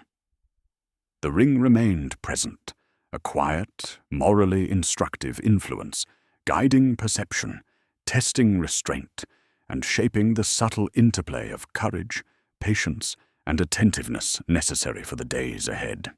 By dawn, the hollow was suffused with pale gold light, and Frodo and Sam rose with deliberate care.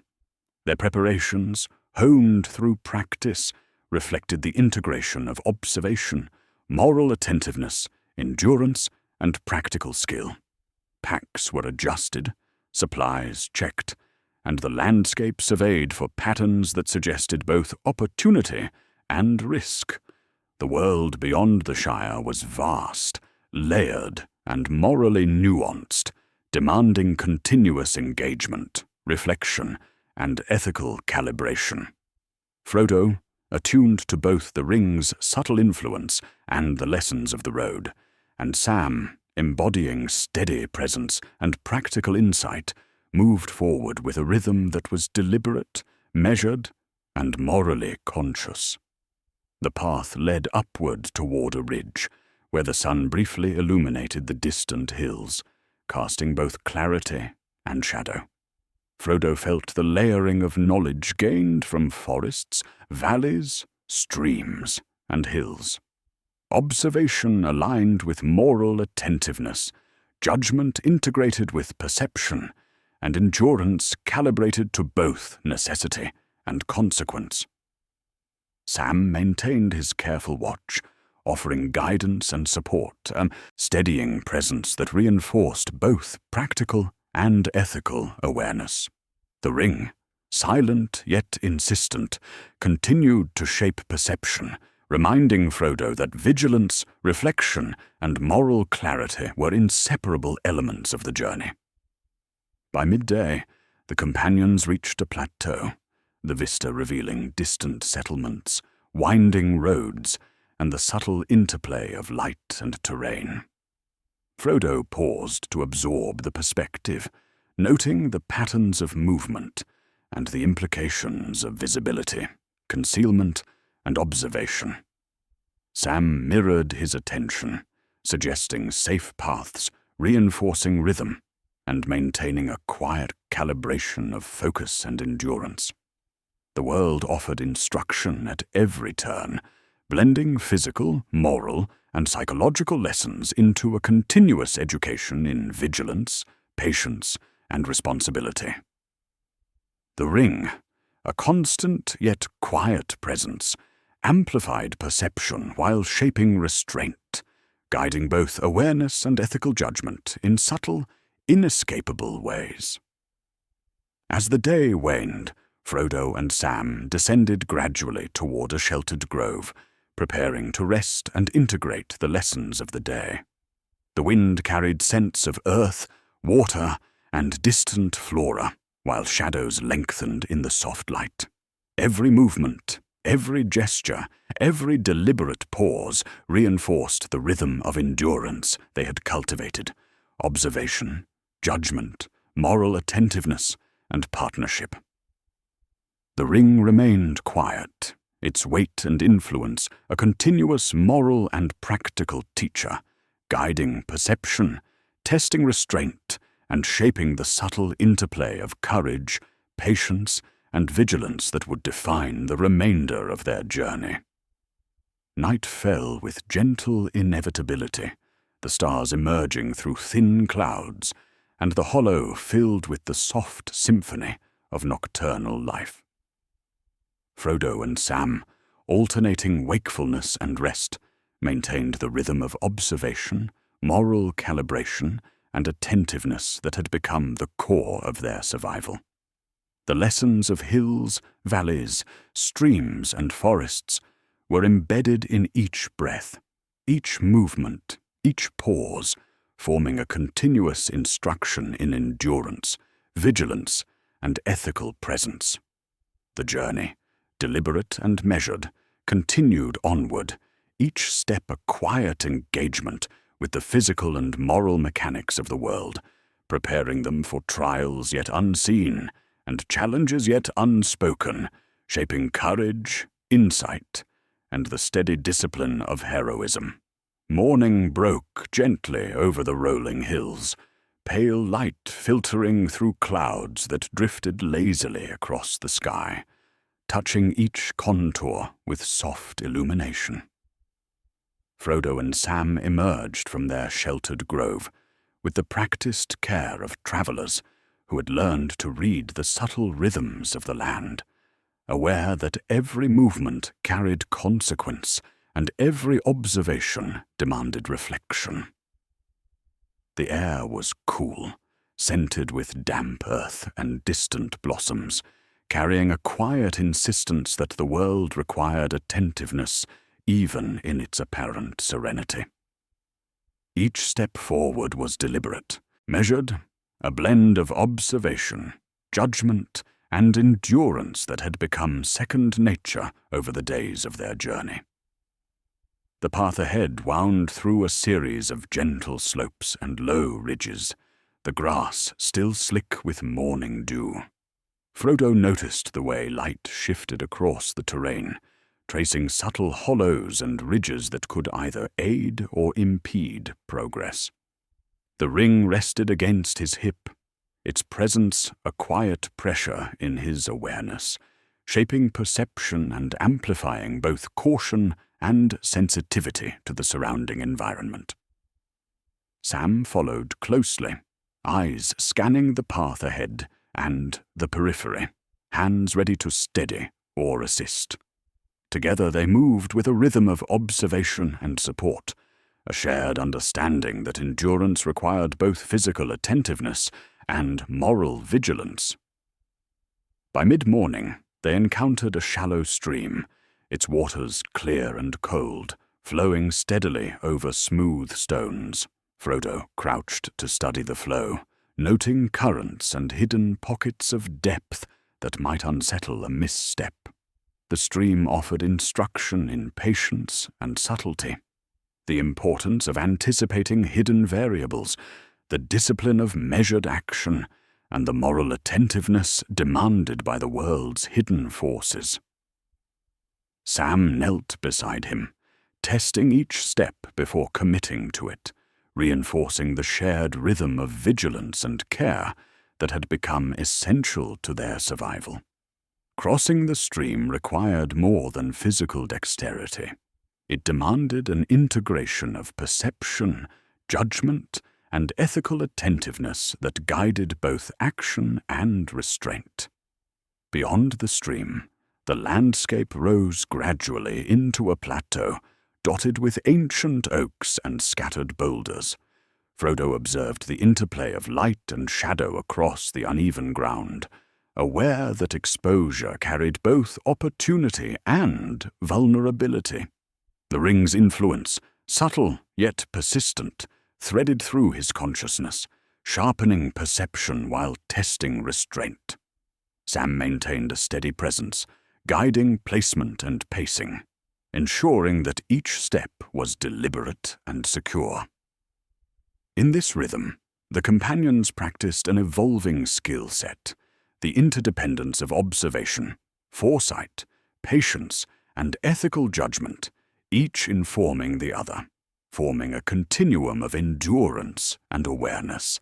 The wind shifted suddenly, carrying faint scents of distant smoke and the subtle disturbance of movement. Frodo paused, listening and observing, noting the small irregularities in the landscape. A broken branch here, a displaced stone there, the faint rustle of leaves that suggested presence beyond immediate perception.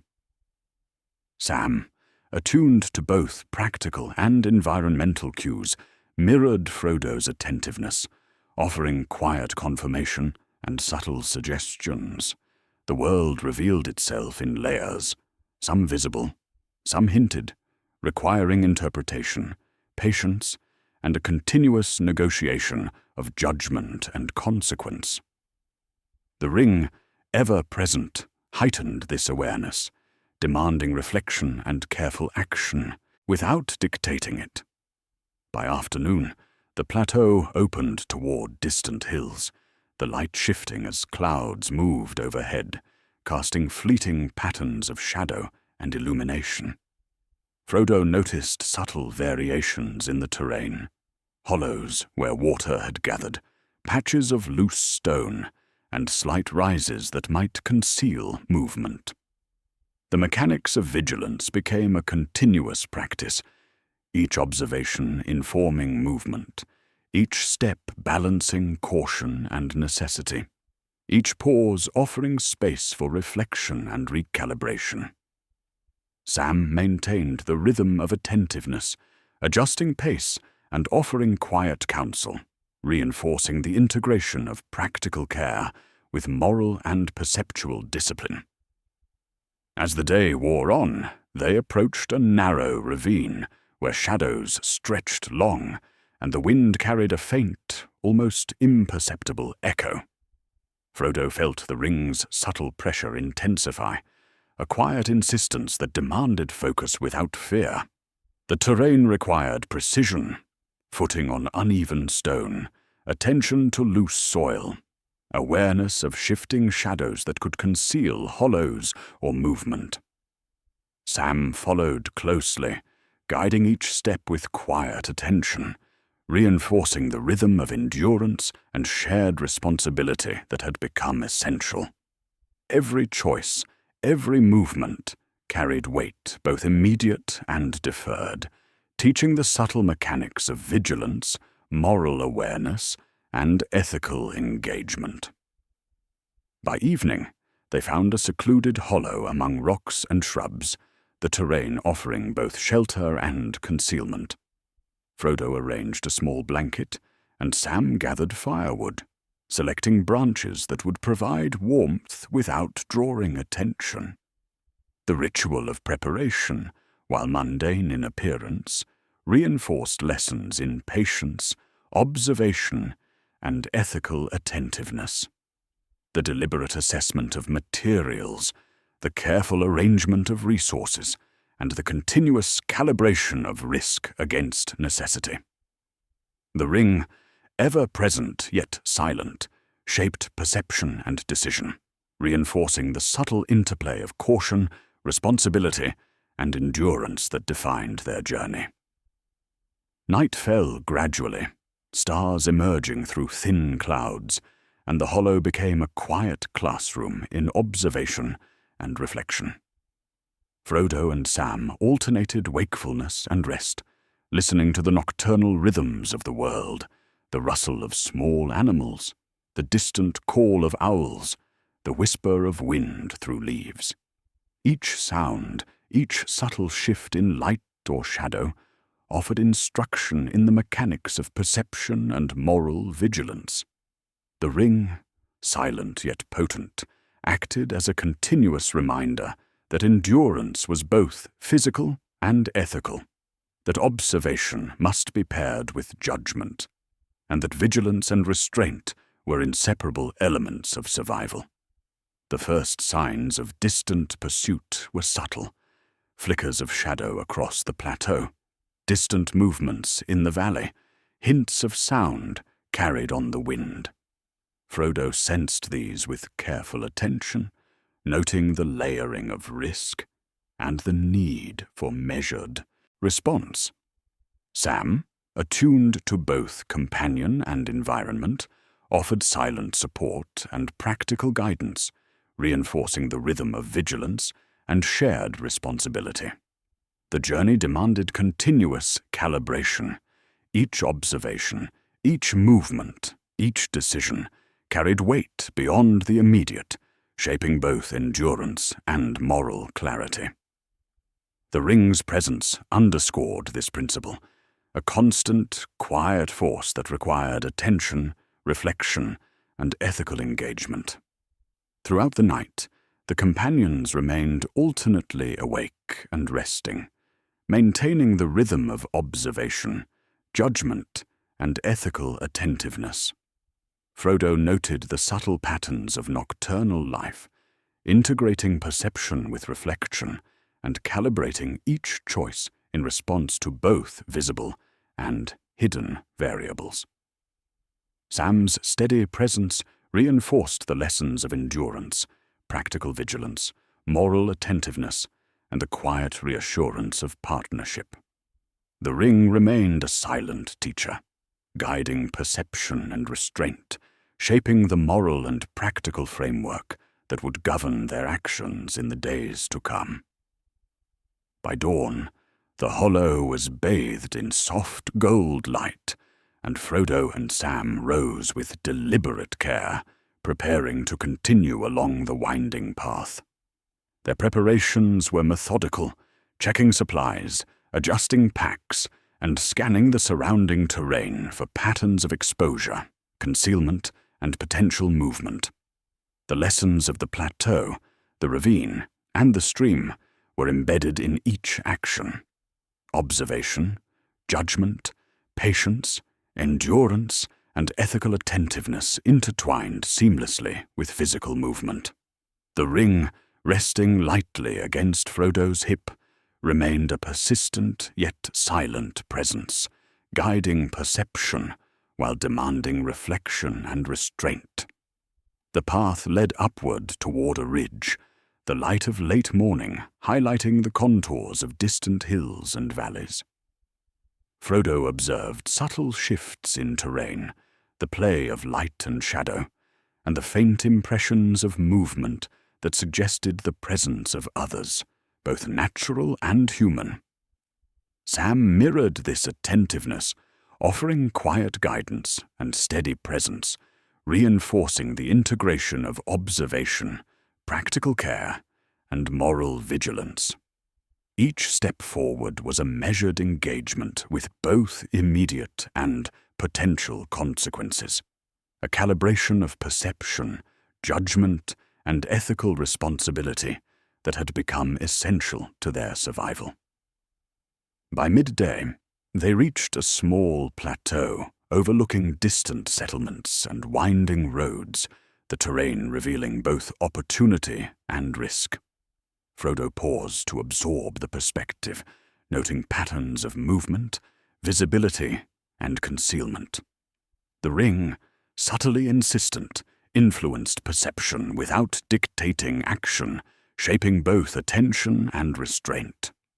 Sam's steady presence offered practical and moral calibration, reinforcing the rhythm of endurance, vigilance, and shared responsibility that had guided them through forests, valleys, and streams.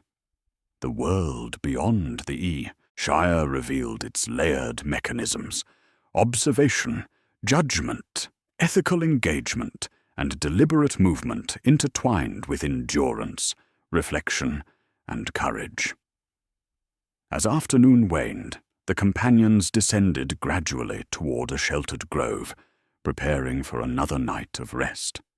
The air carried scents of earth, distant flowers, and cooling grass, while shadows lengthened in the soft light. Each movement, each observation, each pause reinforced the lessons of vigilance, ethical attentiveness, and endurance.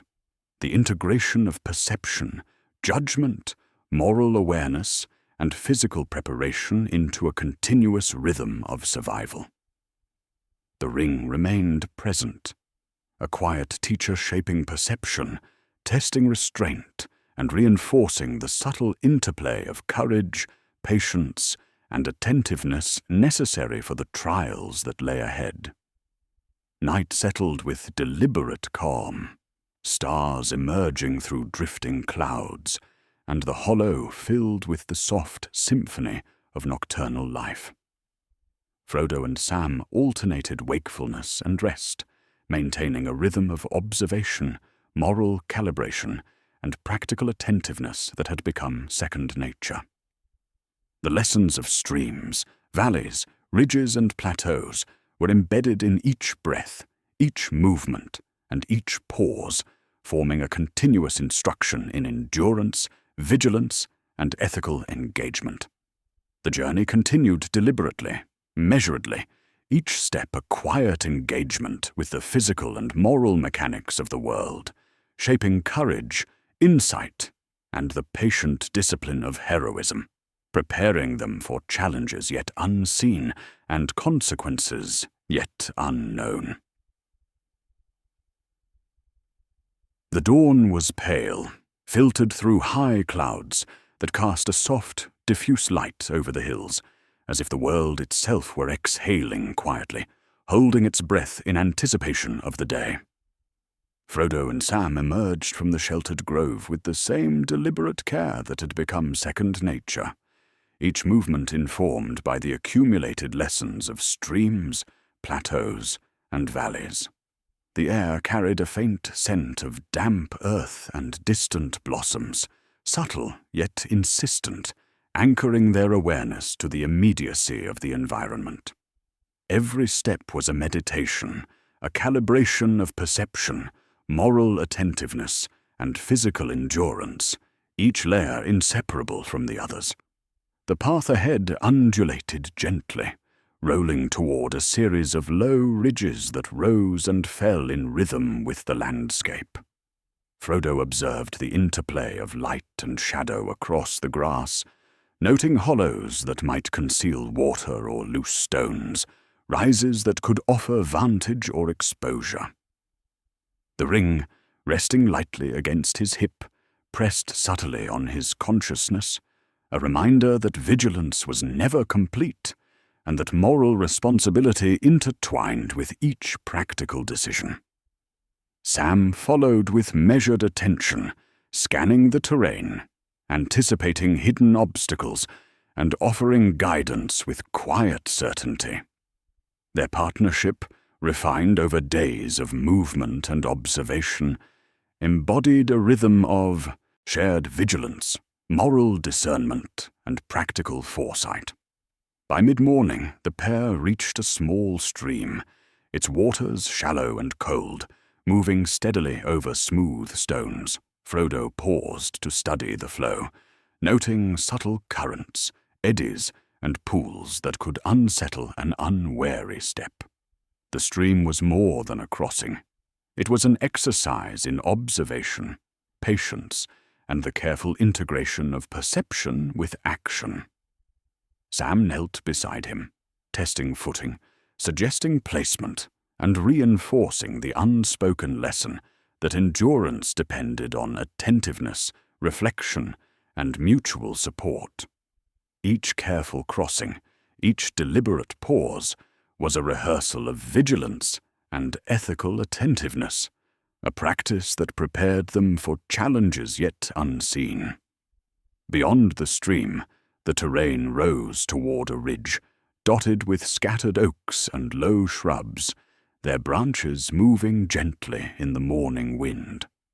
Frodo observed the subtle patterns of shadow and light across the uneven ground, noting the shifting impressions of movement that hinted at both the ordinary life of the land and the presence of forces beyond immediate perception.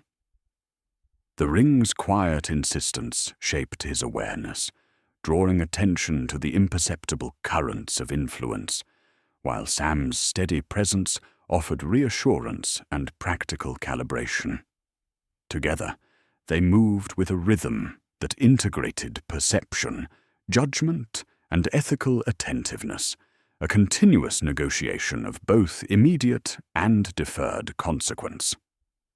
As the morning advanced, the wind carried distant, faint sounds, layered and difficult to interpret, the rustle of leaves, the soft thump of distant hooves, and the occasional hint of voices. Frodo slowed, listening carefully, noting patterns and anomalies, attuned to the subtle cues of environment and circumstance. Sam mirrored his attentiveness, offering quiet confirmation or guidance without intrusion.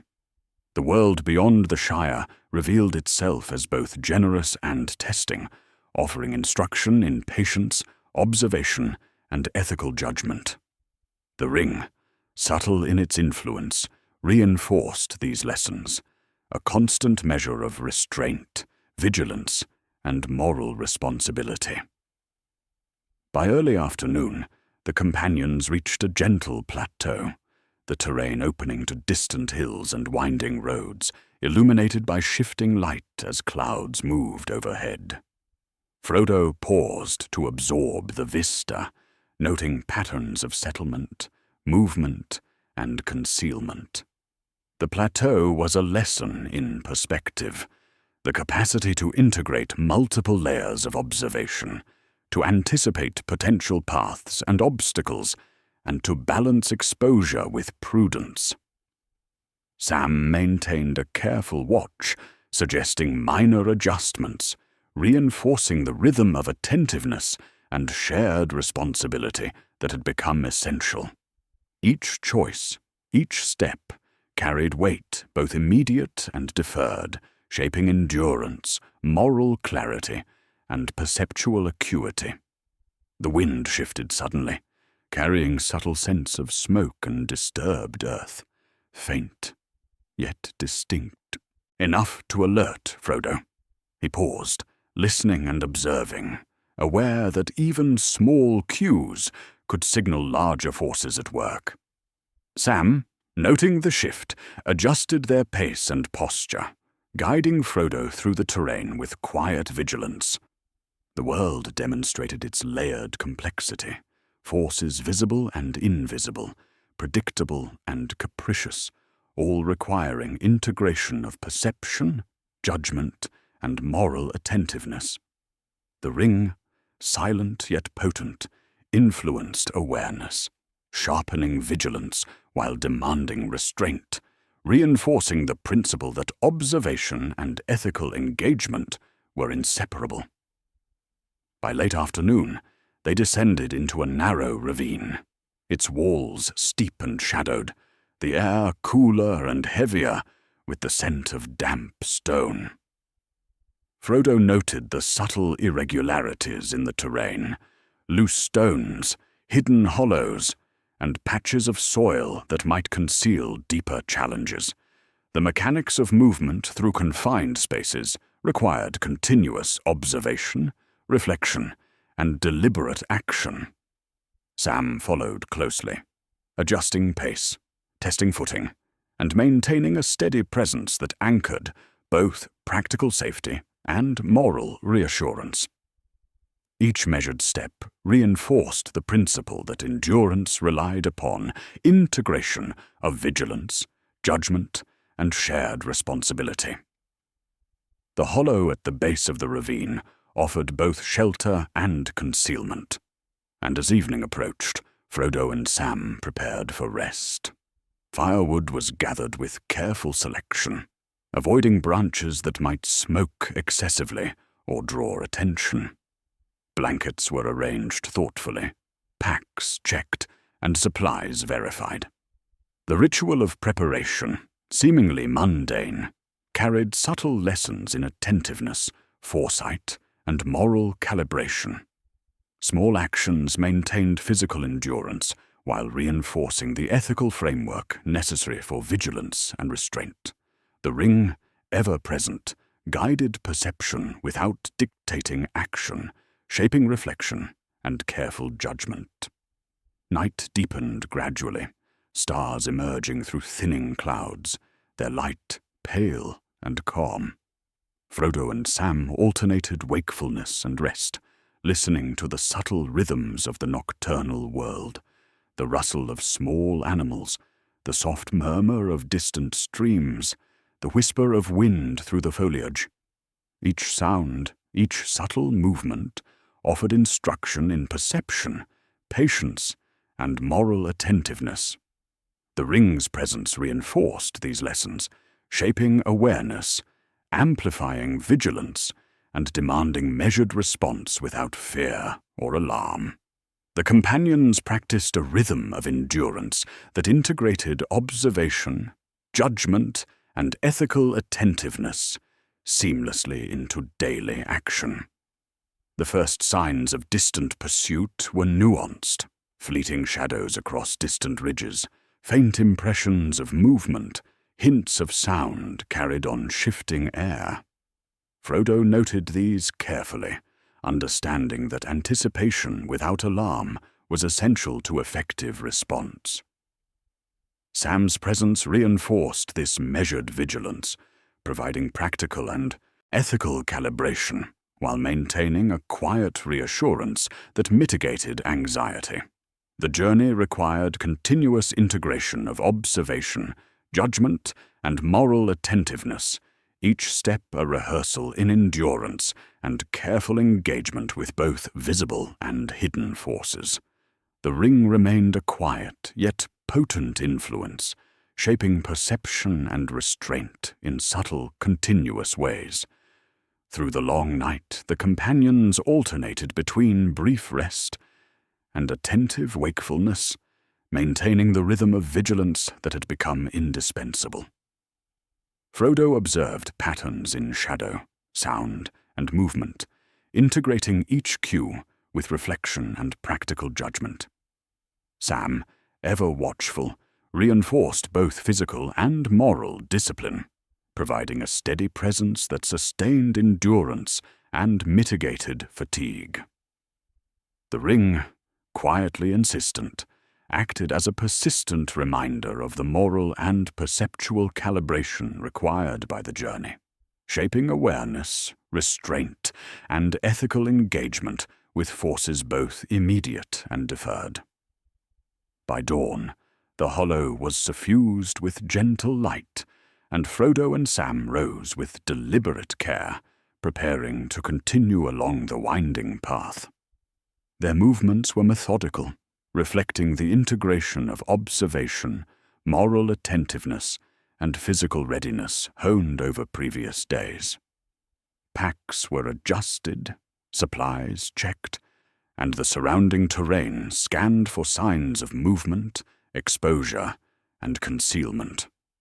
The lessons of valleys, plateaus, and ravines were embedded in each action. Vigilance intertwined with ethical attentiveness, reflection balanced with practical action, and endurance sustained through careful calibration of risk and responsibility.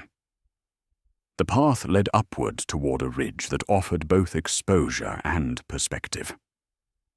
Frodo paused to absorb the vista, noting distant hills, settlements, and potential routes of approach or observation. Sam mirrored this attentiveness, suggesting careful adjustments in pace and placement, maintaining the rhythm of shared vigilance and ethical engagement. Each step forward was deliberate, each decision informed by a continuous integration of perception, judgment, and moral responsibility. The ring's quiet insistence underscored the subtle interplay of courage, patience, and attentiveness necessary for navigating a world rich in both visible and hidden currents of influence.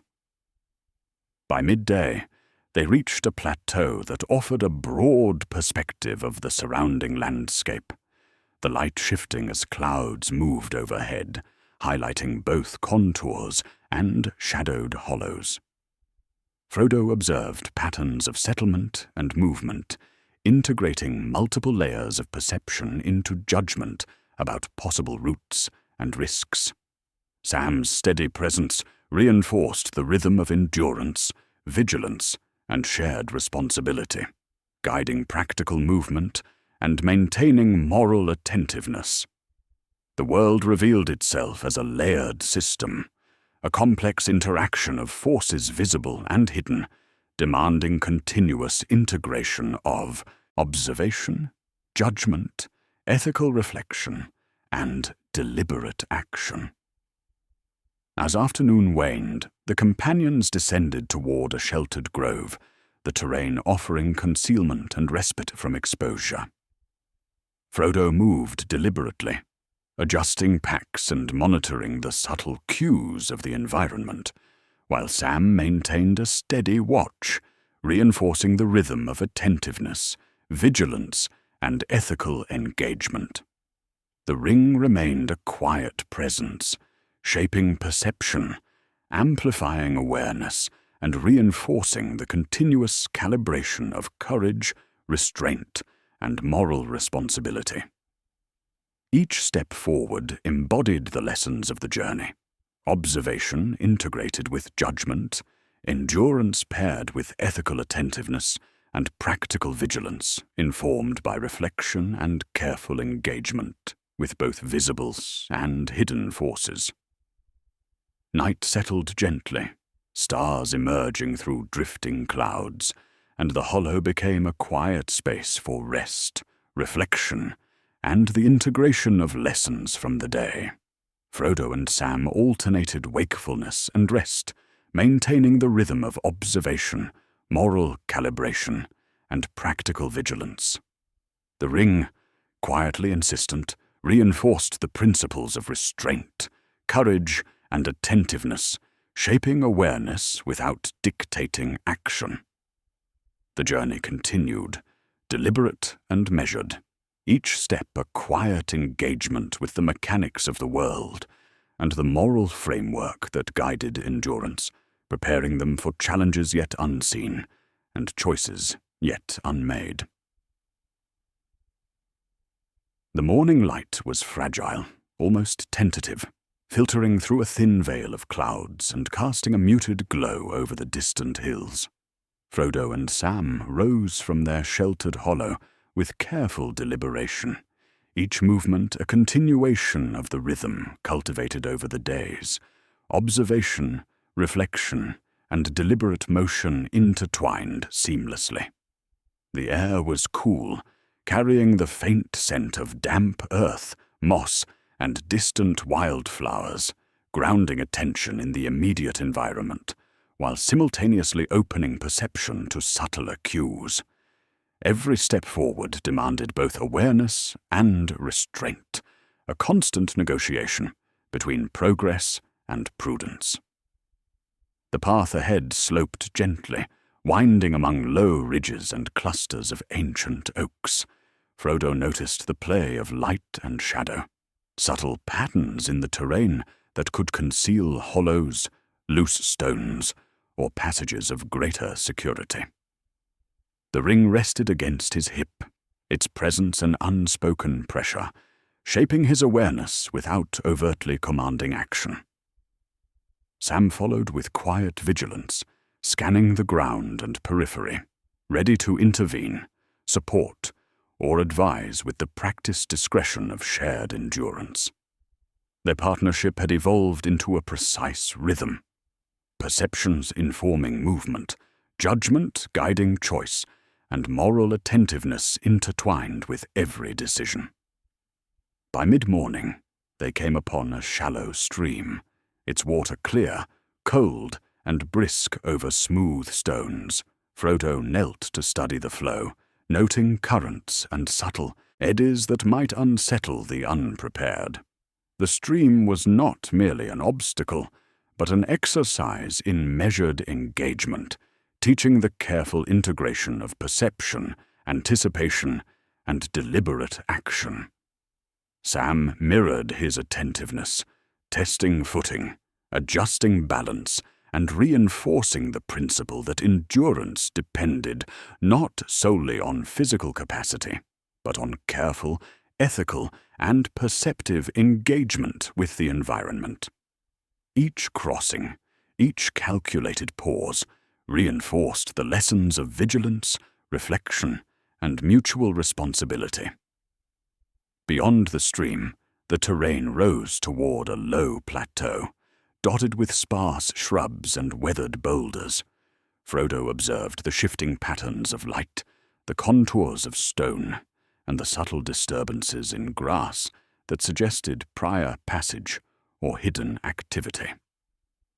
The ring's quiet insistence threaded through his awareness, sharpening perception and amplifying caution, while also testing restraint.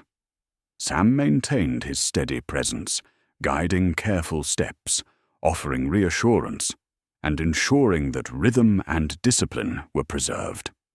Each measured advance was an exercise in the balance between observation, judgment, and ethical engagement with forces both visible and concealed. As the morning waned, The companions began to hear faint noises carried by the wind, rustling leaves, distant calls, and the occasional echo of hooves on stone. Frodo slowed, attuning himself to nuances, subtle irregularities, and patterns that suggested the presence of others, whether benign or hostile.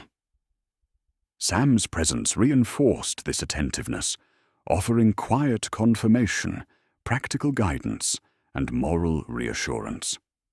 The world revealed itself as layered and nuanced, a place in which forces both seen and hidden demanded careful integration of perception, ethical judgment, and deliberate action.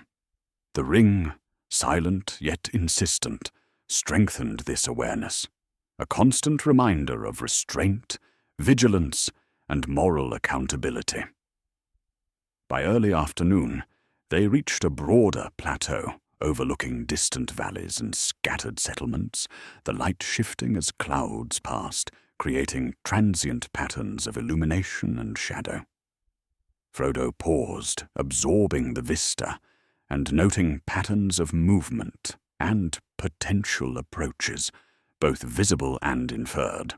The plateau was a lesson in perspective, emphasizing the integration of immediate observation with anticipatory judgment. Sam's steady attention ensured that practical and moral calibration remained intact, maintaining rhythm and endurance. The world beyond the Shire presented both opportunity and risk, and each step forward was an engagement with visible and hidden currents of consequence.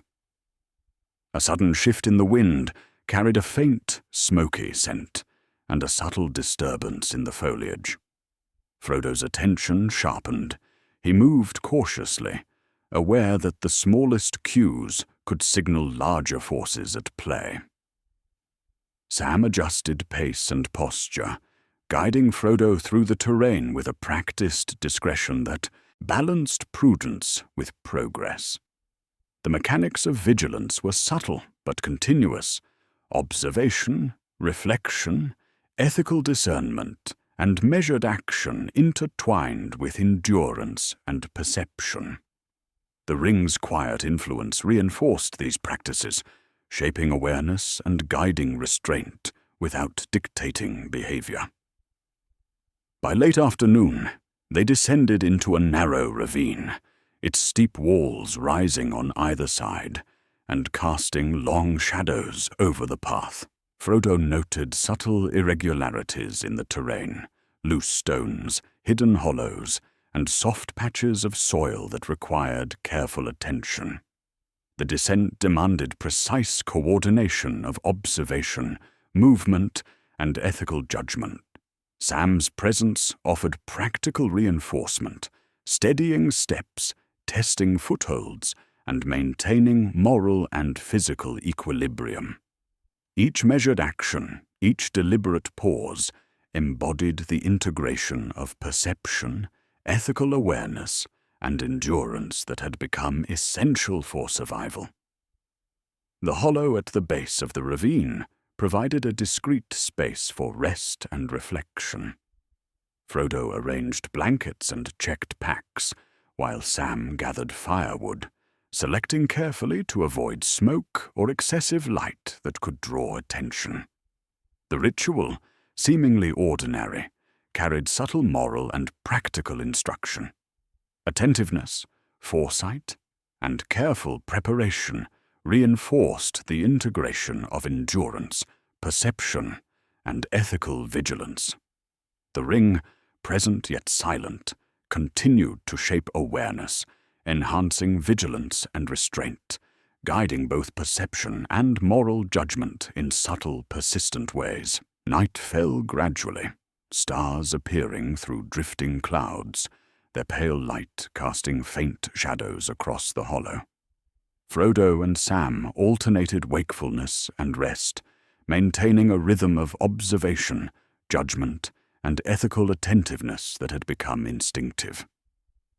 The nocturnal sounds, the rustle of leaves, the movement of small animals, and the distant flow of streams offered continuous instruction in vigilance and moral awareness. The ring's subtle presence reinforced these lessons, demanding measured attention and shaping restraint without instilling fear or urgency. The companions embodied a rhythm that integrated endurance, perception, and ethical engagement into a continuous, sustaining practice. Signs of distant pursuit appeared faintly in the night, a fleeting shadow across a ridge, a subtle disturbance in the grass, and an echo carried on shifting wind. Frodo noted each with careful attention, understanding that anticipation without alarm was critical.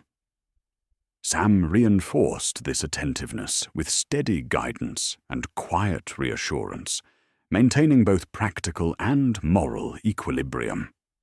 The journey demanded a continuous integration of observation, judgment, and ethical attentiveness, each step informed by the layered forces of environment and circumstance.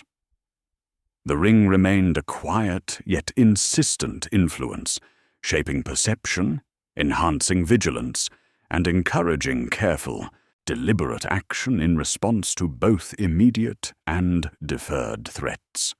Throughout the night, they maintained a rhythm of alternating rest and wakefulness, continuously calibrating perception, judgment, and ethical attentiveness.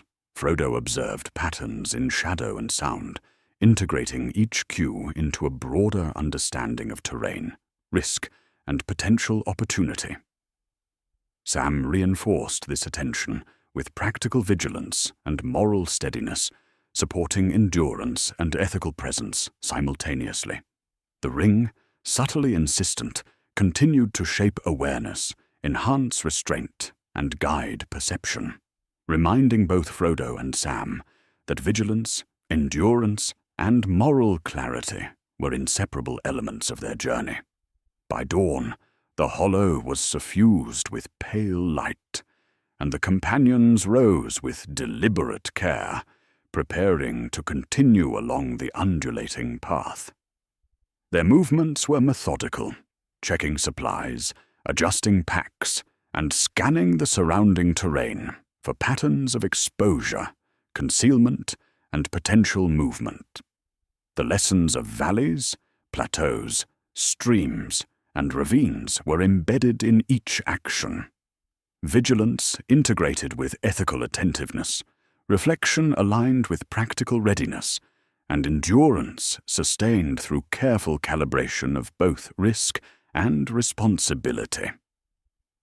The ring, resting lightly against Frodo's hip, reinforced the subtle interplay of courage, patience, and moral attentiveness that would guide their steps. The path led upward toward a ridge, offering both perspective and exposure. Frodo paused, absorbing the distant hills, settlements, and potential routes, attuning himself to both visible and inferred currents of movement. Sam mirrored his attention, suggesting adjustments in pace and placement, maintaining rhythm and discipline in vigilance, endurance, and ethical engagement. Each step forward was deliberate, each choice informed by continuous observation, judgment, and moral attentiveness. The ring's quiet pressure underscored the importance of measured action, moral restraint, and awareness, shaping perception without dictating choice. By midday, they reached a plateau that offered a broad view of the surrounding valleys, hills, and winding roads. Frodo absorbed the patterns of settlement and movement, integrating perception with anticipatory judgment. Sam's steady presence reinforced rhythm, endurance, and ethical calibration, guiding practical movement while sustaining moral attentiveness. The world beyond the Shire presented layered forces, both visible and hidden, requiring careful integration of observation, judgment, moral reflection, and deliberate action. The ring's influence remained subtle but persistent, shaping vigilance, restraint, and the continuous interplay of courage, patience, and ethical attentiveness necessary for navigating the journey. As afternoon waned, the companions descended toward a grove that promised concealment and respite from exposure. Frodo adjusted his pace, monitored subtle environmental cues, and coordinated movement with ethical and practical attentiveness. Sam maintained steady vigilance, providing support, moral reassurance, and practical guidance. The ring's presence remained a quiet influence, reinforcing observation, shaping restraint, and encouraging integration of courage, patience, and ethical awareness into each deliberate action. Each step embodied lessons of endurance, moral attentiveness, and careful engagement with both visible and hidden forces. Night settled softly, stars appearing through drifting clouds, and the hollow became a quiet space for rest, reflection, and integration of the day's lessons. Frodo and Sam alternated wakefulness and rest, sustaining the rhythm of observation, ethical vigilance, and practical endurance. The ring, subtly insistent, reinforced restraint, attention, and moral calibration, shaping perception without imposing action. The journey continued with deliberate, measured steps, each an engagement with the physical, moral, and perceptual mechanics of the world, preparing them for choices yet unmade and trials yet to unfold.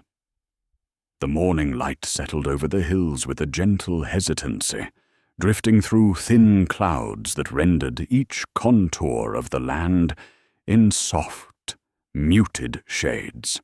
Frodo and Sam rose from their sheltered grove, the rhythm of their movements deliberate, practiced, and unhurried, a continuation of the discipline cultivated over weeks of walking, observing, and listening.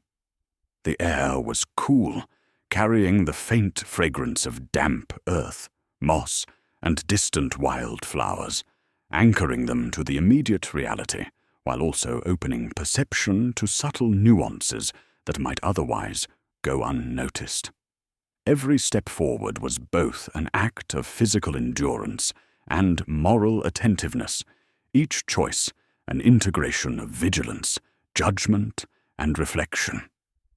The path ahead undulated gently, winding through low ridges and clusters of ancient oaks, their gnarled roots breaking the surface in intricate patterns.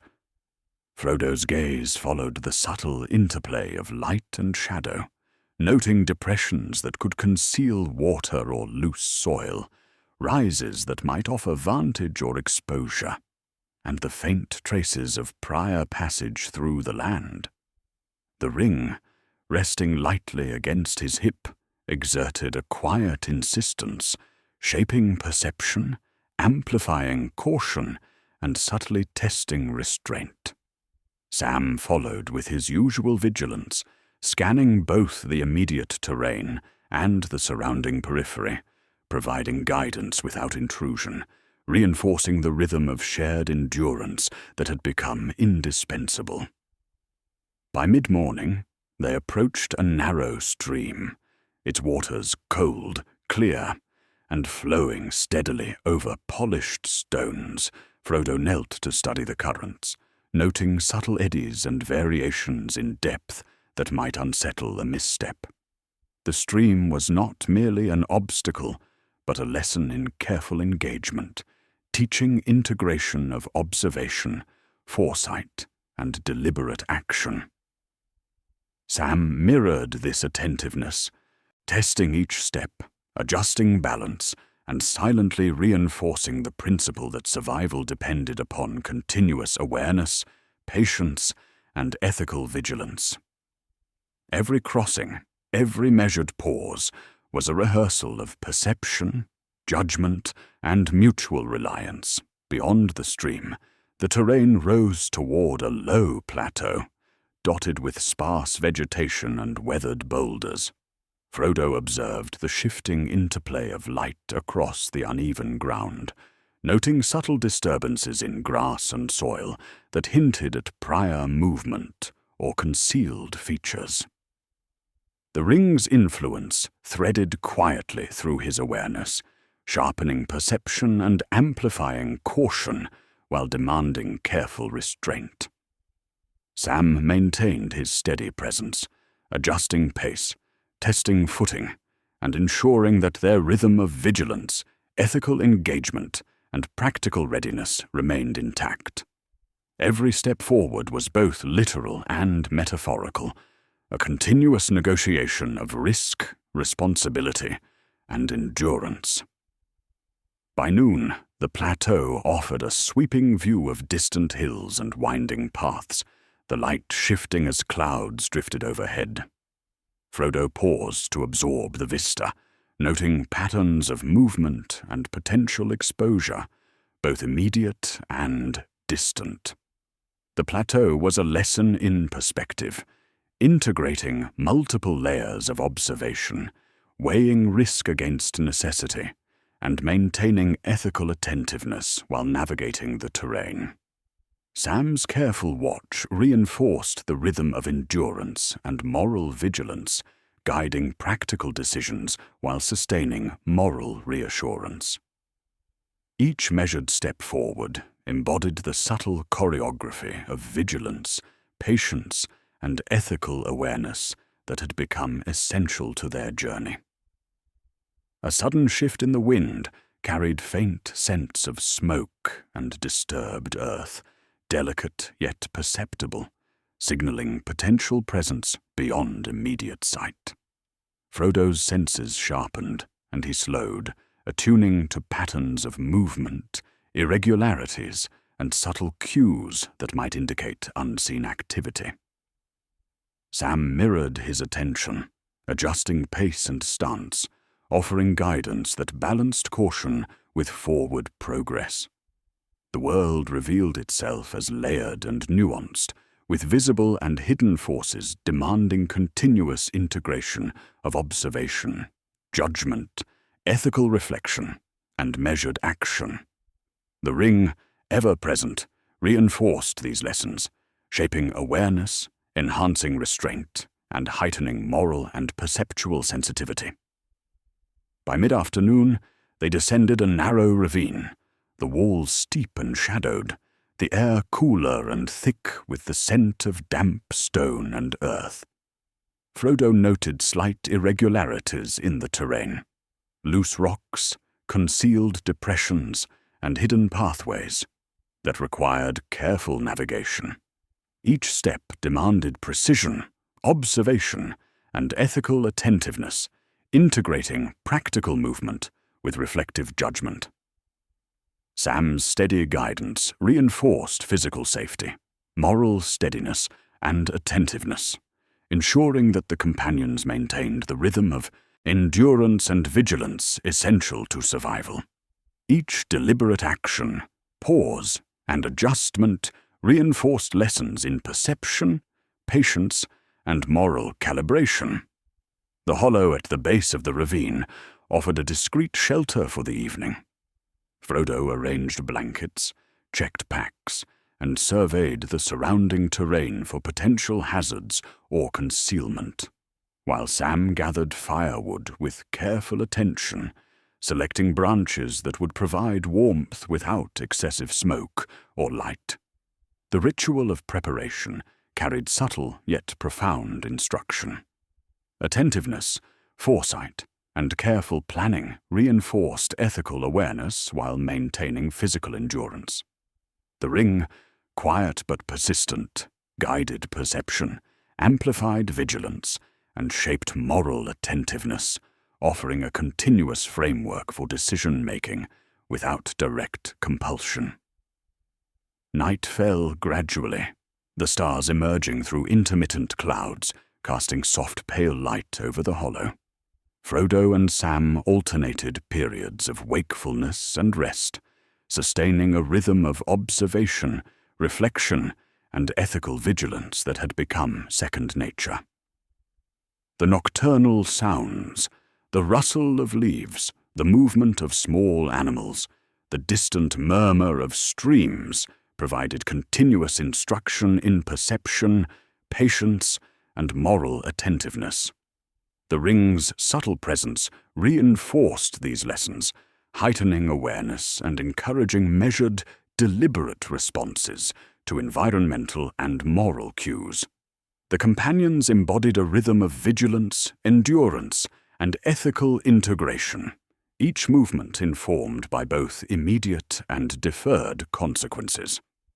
Distant signs of pursuit became perceptible in subtle ways, the faint echo of footsteps, shadows drifting across distant ridges, the delicate disturbance of foliage carried on shifting wind.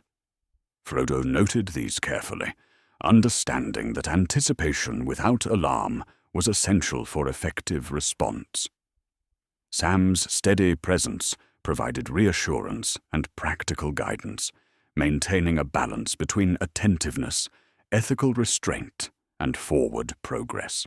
The journey required continuous integration of observation, judgment, ethical engagement, and practical movement, each step informed by the layered currents of environment, circumstance, and unseen forces. The ring, silent yet insistent, remained a guiding influence, shaping vigilance, moral restraint, and perception in subtle, persistent ways. Through the long night, they maintained a rhythm of alternating rest and careful observation. Frodo observed patterns of movement, shadow, and sound, integrating each cue into a broader understanding of terrain, risk, and opportunity. Sam reinforced vigilance with steady attention, supporting both moral and practical endurance.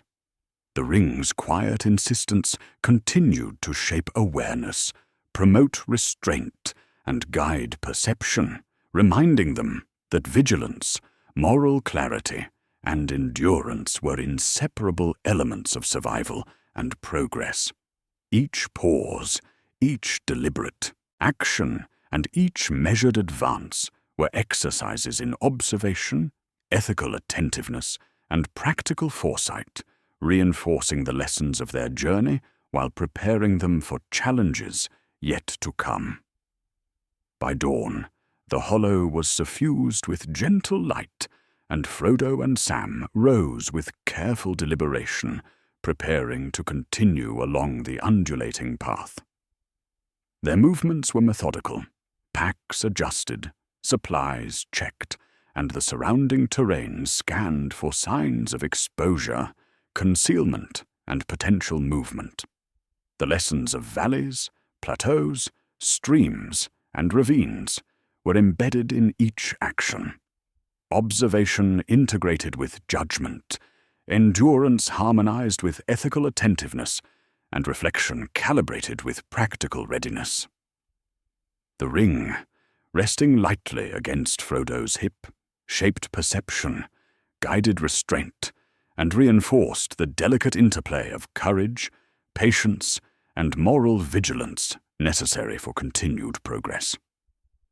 The path led upward toward a ridge, offering both vantage and exposure.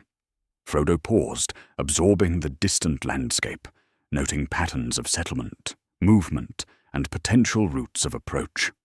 Sam mirrored his attentiveness, adjusting pace, placement, and rhythm, maintaining vigilance while reinforcing ethical engagement and practical readiness.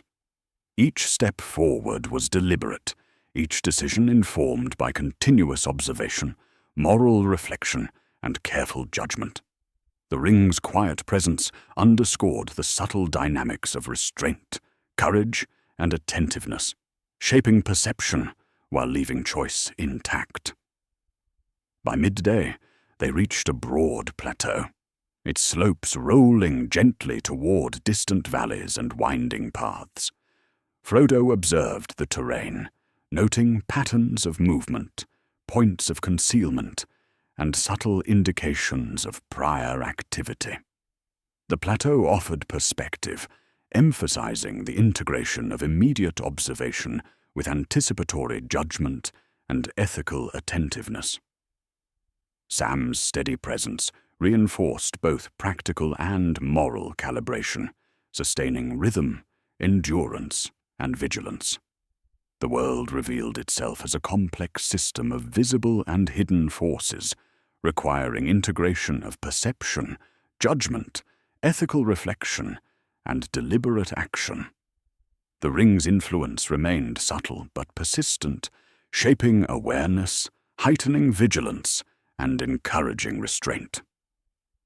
As afternoon waned, the companions descended toward a grove, offering concealment and respite. Frodo moved deliberately, monitoring environmental cues and coordinating movements with ethical and practical attentiveness. Sam maintained steady vigilance, offering moral reassurance, guidance, and practical oversight. The ring's presence remained a quiet but persistent influence, shaping perception, moral awareness, and attentiveness, reinforcing the integration of courage, patience, and ethical vigilance into each deliberate action.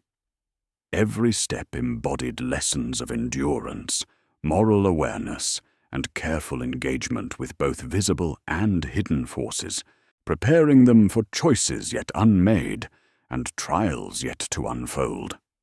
Night settled softly, stars emerging through drifting clouds, and the hollow became a quiet space for reflection, preparation, and integration of lessons from the day. Frodo and Sam alternated wakefulness and rest, maintaining a rhythm of observation, moral vigilance, and practical endurance. The ring, subtly insistent, reinforced restraint, attentiveness, and moral calibration, shaping perception without imposing action. The journey continued deliberately and measuredly, each step a quiet engagement with the physical, moral, and perceptual mechanics of the world, guiding them toward challenges and consequences that awaited beyond the next horizon.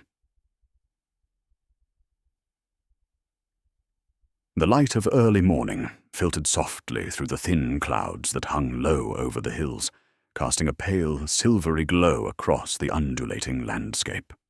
Frodo and Sam rose from their concealed hollow with deliberate care, each movement shaped by the rhythm of endurance, observation, and ethical attentiveness that had become indispensable over the course of their journey. The air was cool, scented faintly with damp earth, moss, and distant wildflowers, anchoring them to the immediate present, while opening perception to subtle cues that might otherwise remain unnoticed. Every step was both physical and moral, integrating vigilance, judgment, and reflection in seamless practice. The path ahead wound gently upward, passing through scattered oaks and low shrubs that offered both cover and subtle obstacles. Frodo's eyes traced the patterns of light and shadow, noting depressions that might conceal water, loose stones, or hidden hollows, and rises that could serve as vantage points or expose them to observation. The ring, resting lightly against his hip, exerted a quiet insistence, shaping awareness and amplifying caution without overt compulsion. Sam moved in careful synchrony, scanning the ground and surrounding periphery, offering guidance, reassurance, and practical insight without breaking the rhythm of shared vigilance. Their partnership had matured into a precise cadence, perception informing movement, judgment guiding action, and ethical attentiveness embedded in every choice. By mid-morning, they reached a narrow stream, its waters clear, cold, and flowing briskly over polished stones.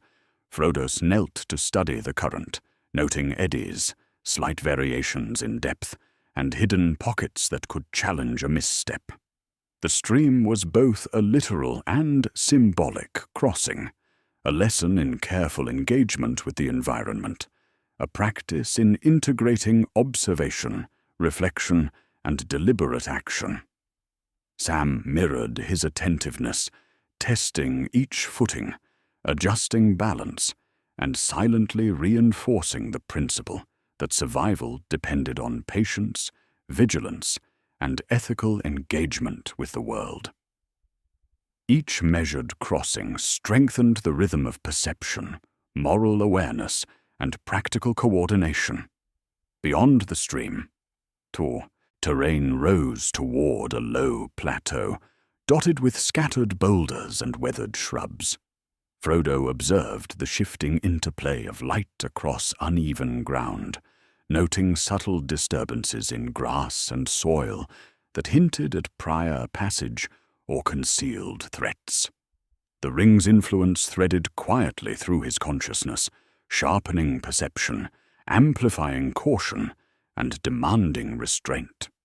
Sam maintained steady attention, adjusting pace and position, ensuring that rhythm, vigilance, and moral clarity remained intact.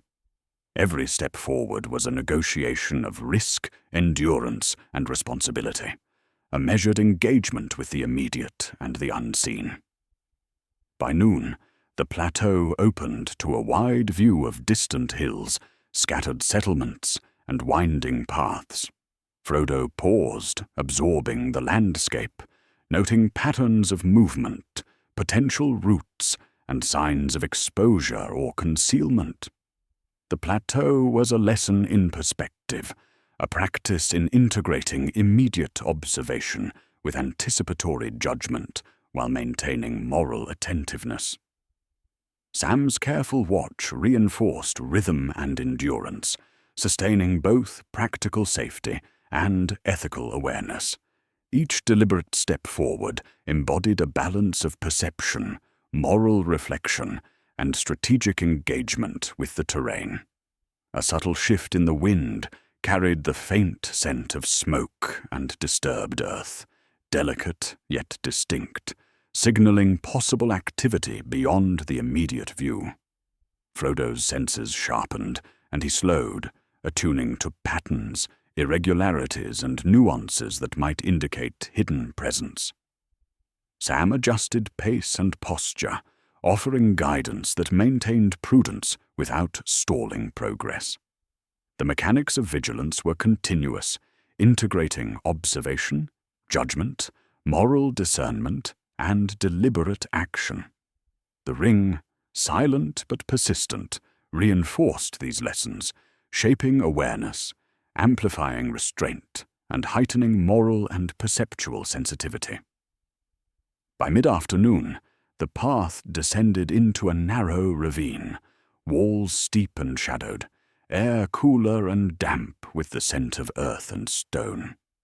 Frodo noted subtle irregularities in terrain, loose stones, hidden depressions, and narrow passages demanding precise attention.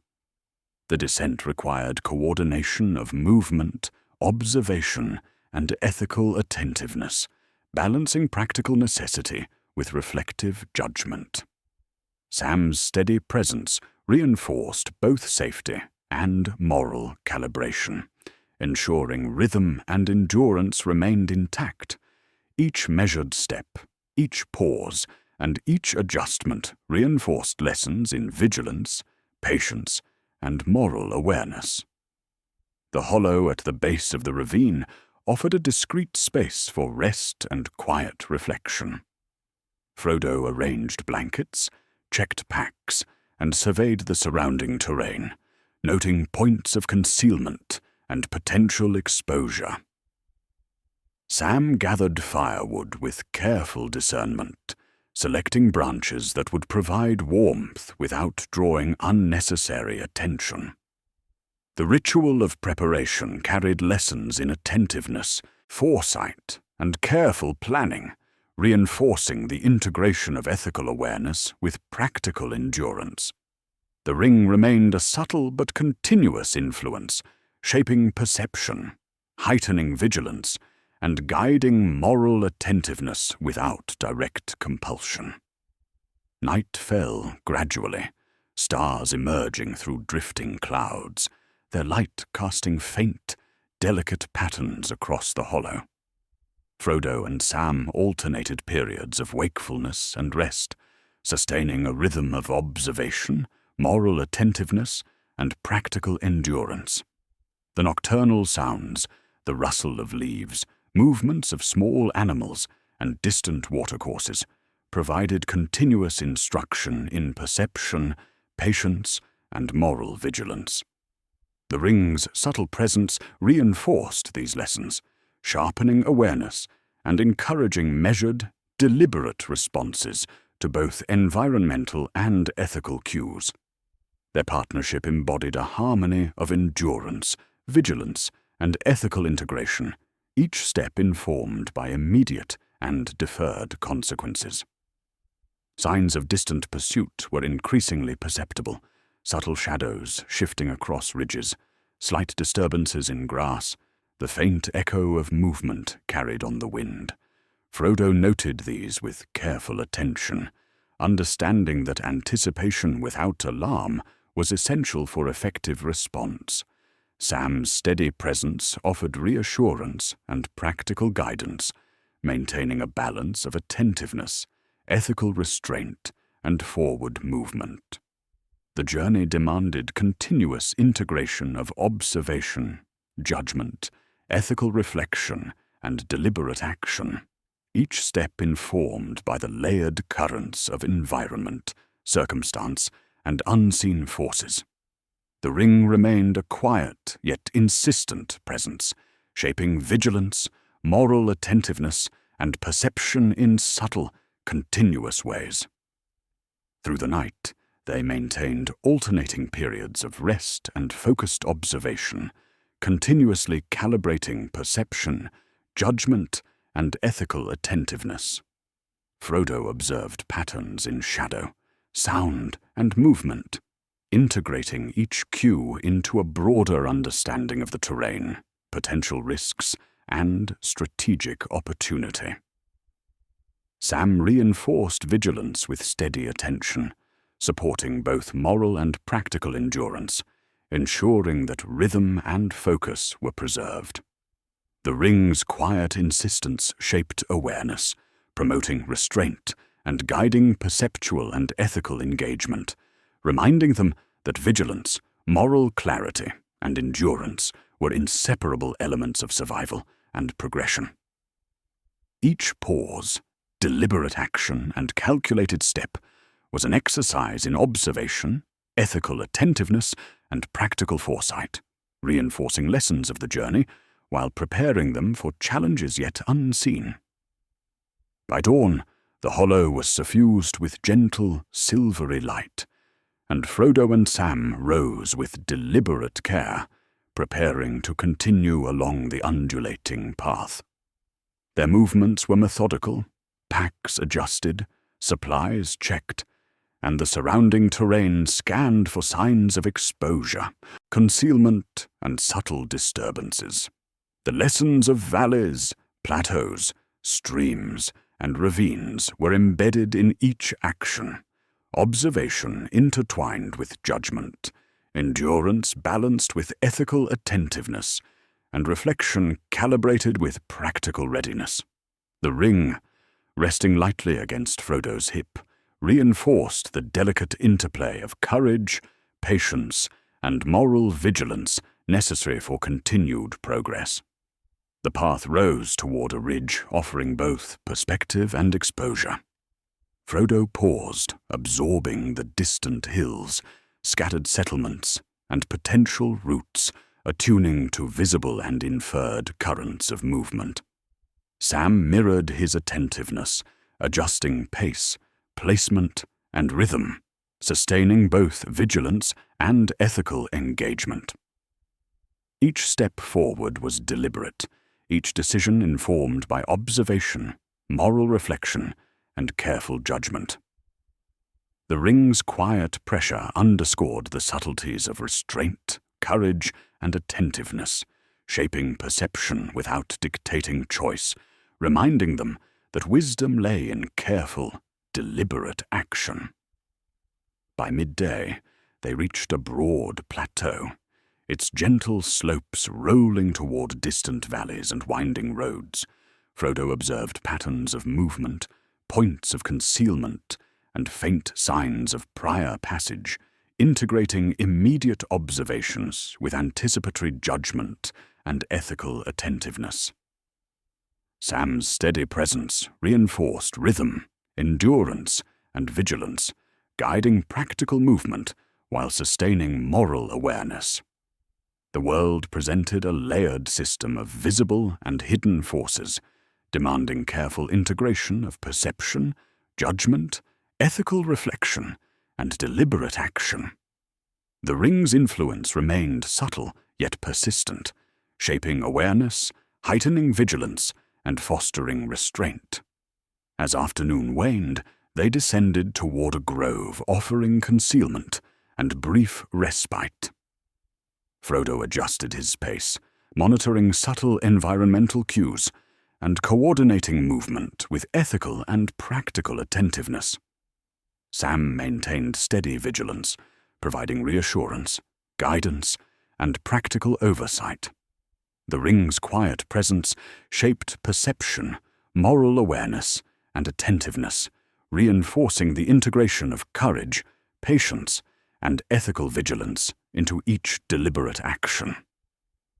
Every step embodied lessons of endurance, moral awareness, and careful engagement with both visible and hidden forces, preparing them for choices yet to be made and trials yet to unfold. Night fell softly, stars emerging through drifting clouds, and the hollow became a quiet space for rest, reflection, and integration of the day's lessons.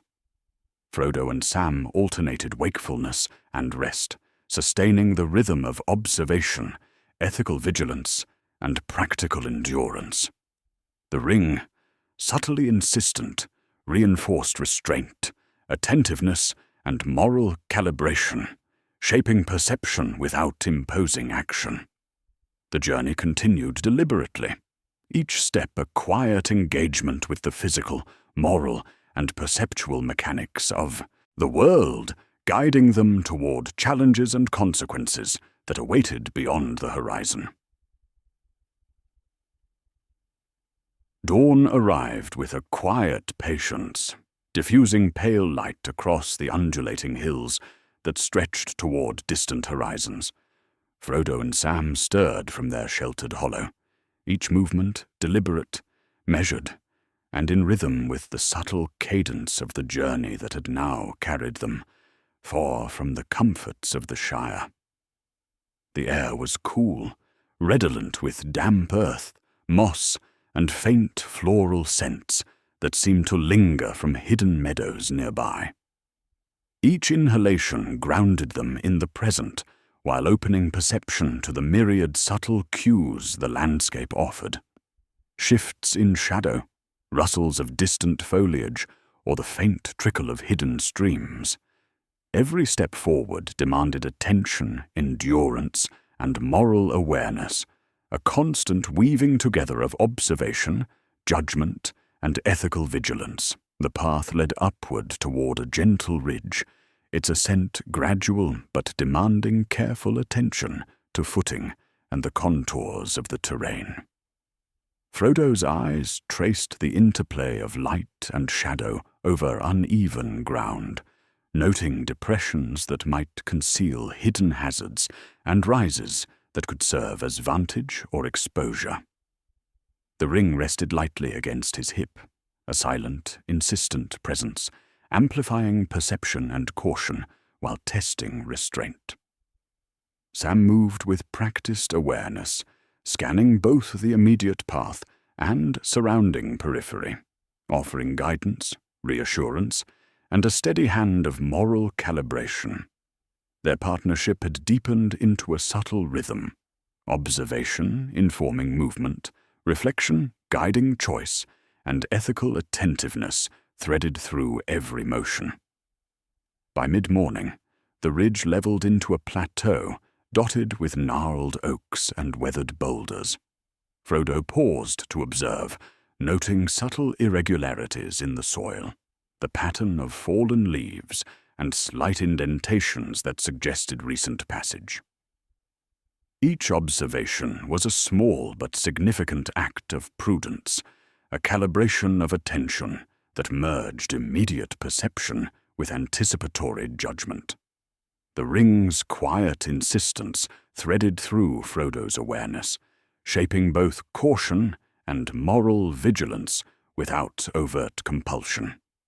Sam mirrored his attentiveness, adjusting pace and stance, ensuring that rhythm, endurance, and ethical engagement remained intact. Each step became both literal and symbolic, an engagement with risk, responsibility, and continuous awareness of the unseen.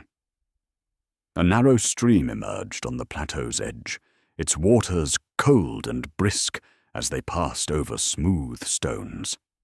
Frodo knelt, noting subtle currents and shallow pockets that could unsettle an inattentive foot.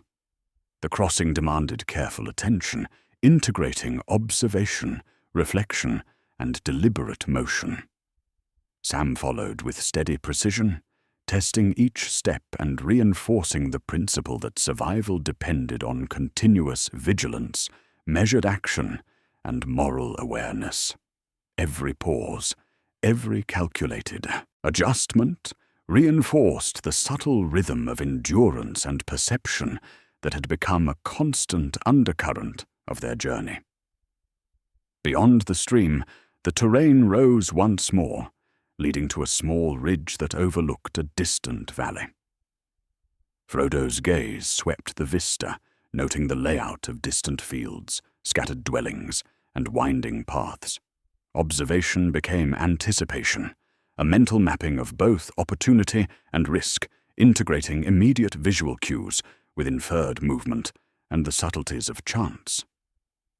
Sam remained a constant presence, guiding movement, maintaining balance, and providing moral reassurance.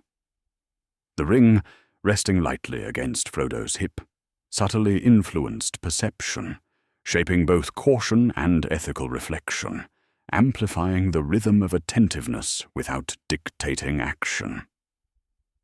By noon, the path carried them along the edge of the plateau, shadows shifting with the passage of clouds.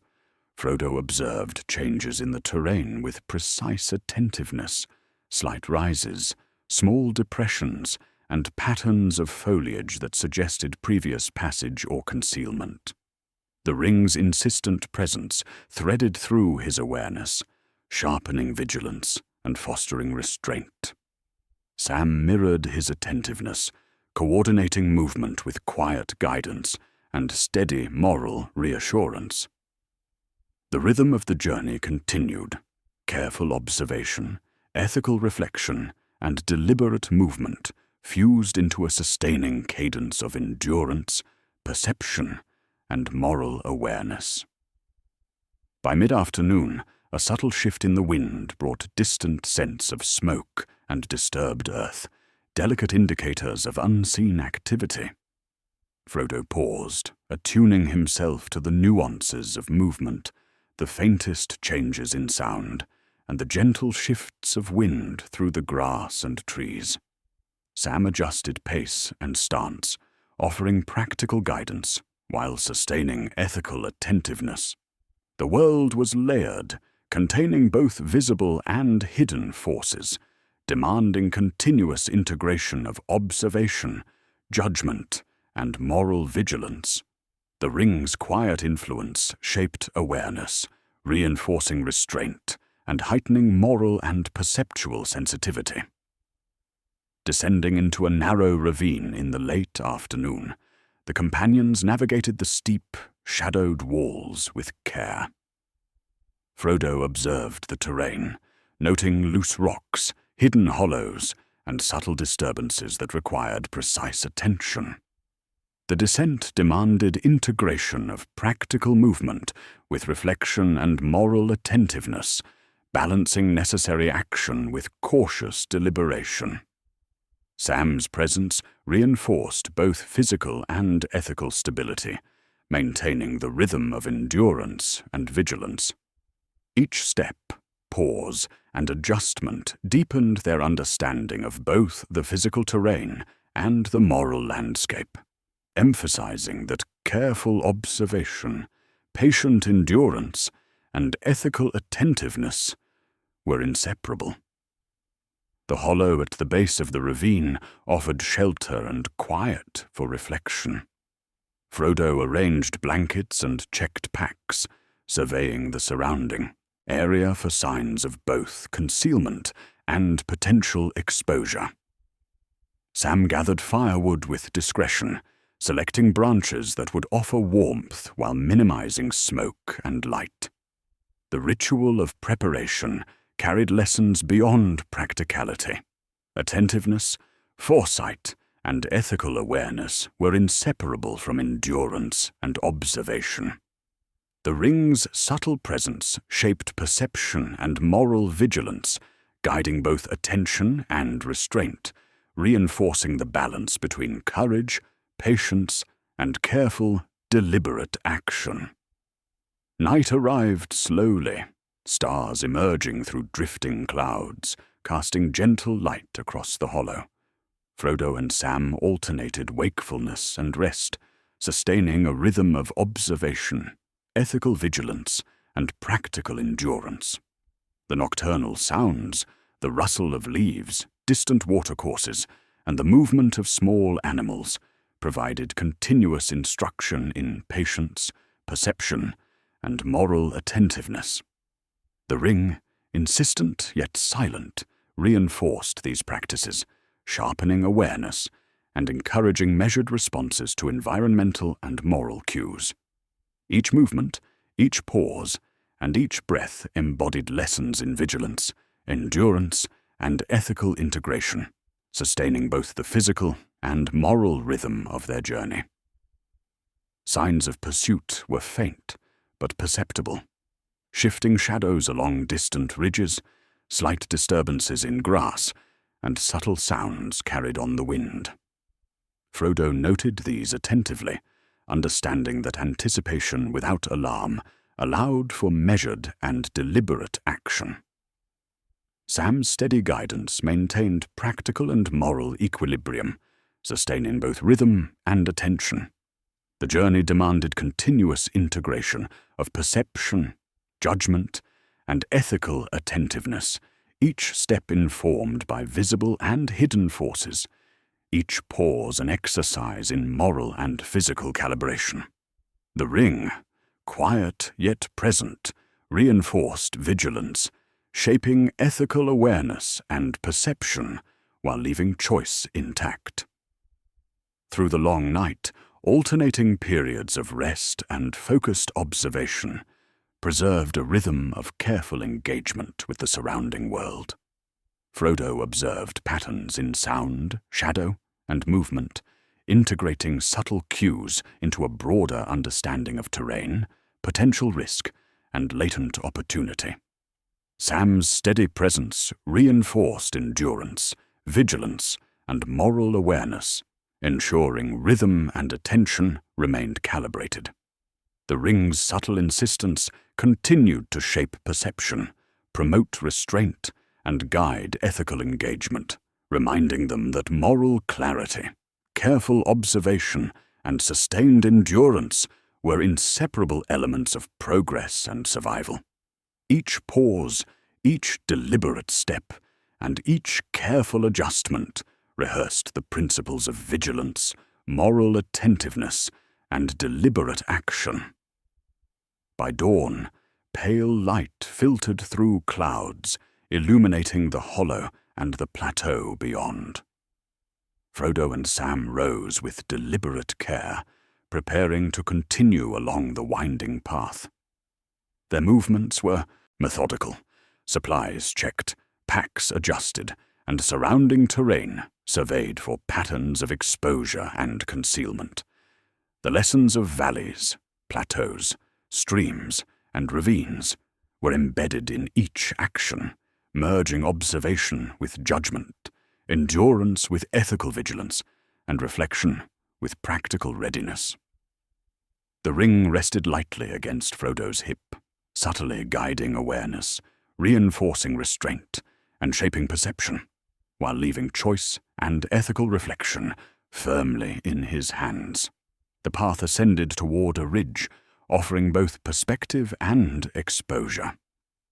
Frodo paused to absorb the distant landscape, noting settlements, winding roads, and subtle patterns of movement that hinted at unseen presence. Sam mirrored his attentiveness, adjusting pace, placement, and rhythm, maintaining vigilance, practical readiness, and ethical awareness. Each deliberate step embodied a balance of observation, judgment, moral reflection, and careful coordination. The ring's quiet pressure underscored the subtleties of restraint, attentiveness, and measured courage, shaping perception without imposing action, reminding them that true wisdom was found in deliberate, considered choice. By midday, the plateau extended toward rolling hills, distant valleys, and winding streams. Frodo observed patterns in terrain, subtle signs of prior passage, and areas of potential concealment, integrating immediate observation with anticipatory judgment and ethical attentiveness. Sam's steady presence reinforced practical and moral calibration, sustaining rhythm, endurance, and vigilance.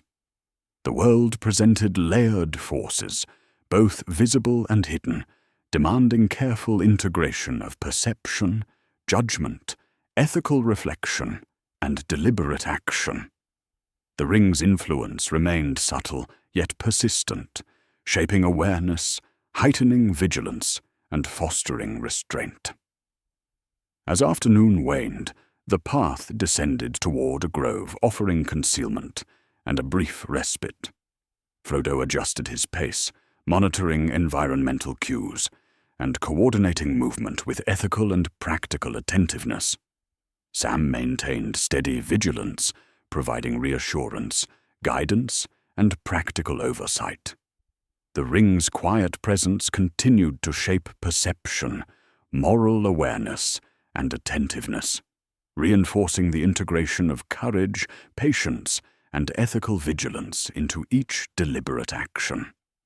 Each step embodied lessons of endurance, moral attentiveness, and careful engagement with both visible and hidden forces, preparing them for choices yet to be made and trials still to unfold. Night fell gently, stars appearing through drifting clouds, and the hollow became a quiet space for reflection and integration of the day's lessons. Frodo and Sam alternated wakefulness and rest, maintaining the rhythm of observation, moral vigilance, and practical endurance. The ring, subtly insistent, reinforced restraint, attentiveness, and moral calibration, shaping perception without imposing action. The journey continued deliberately and quietly, each step a measured engagement with the physical, moral, and perceptual mechanics of the world, guiding them toward challenges and consequences that awaited beyond the horizon.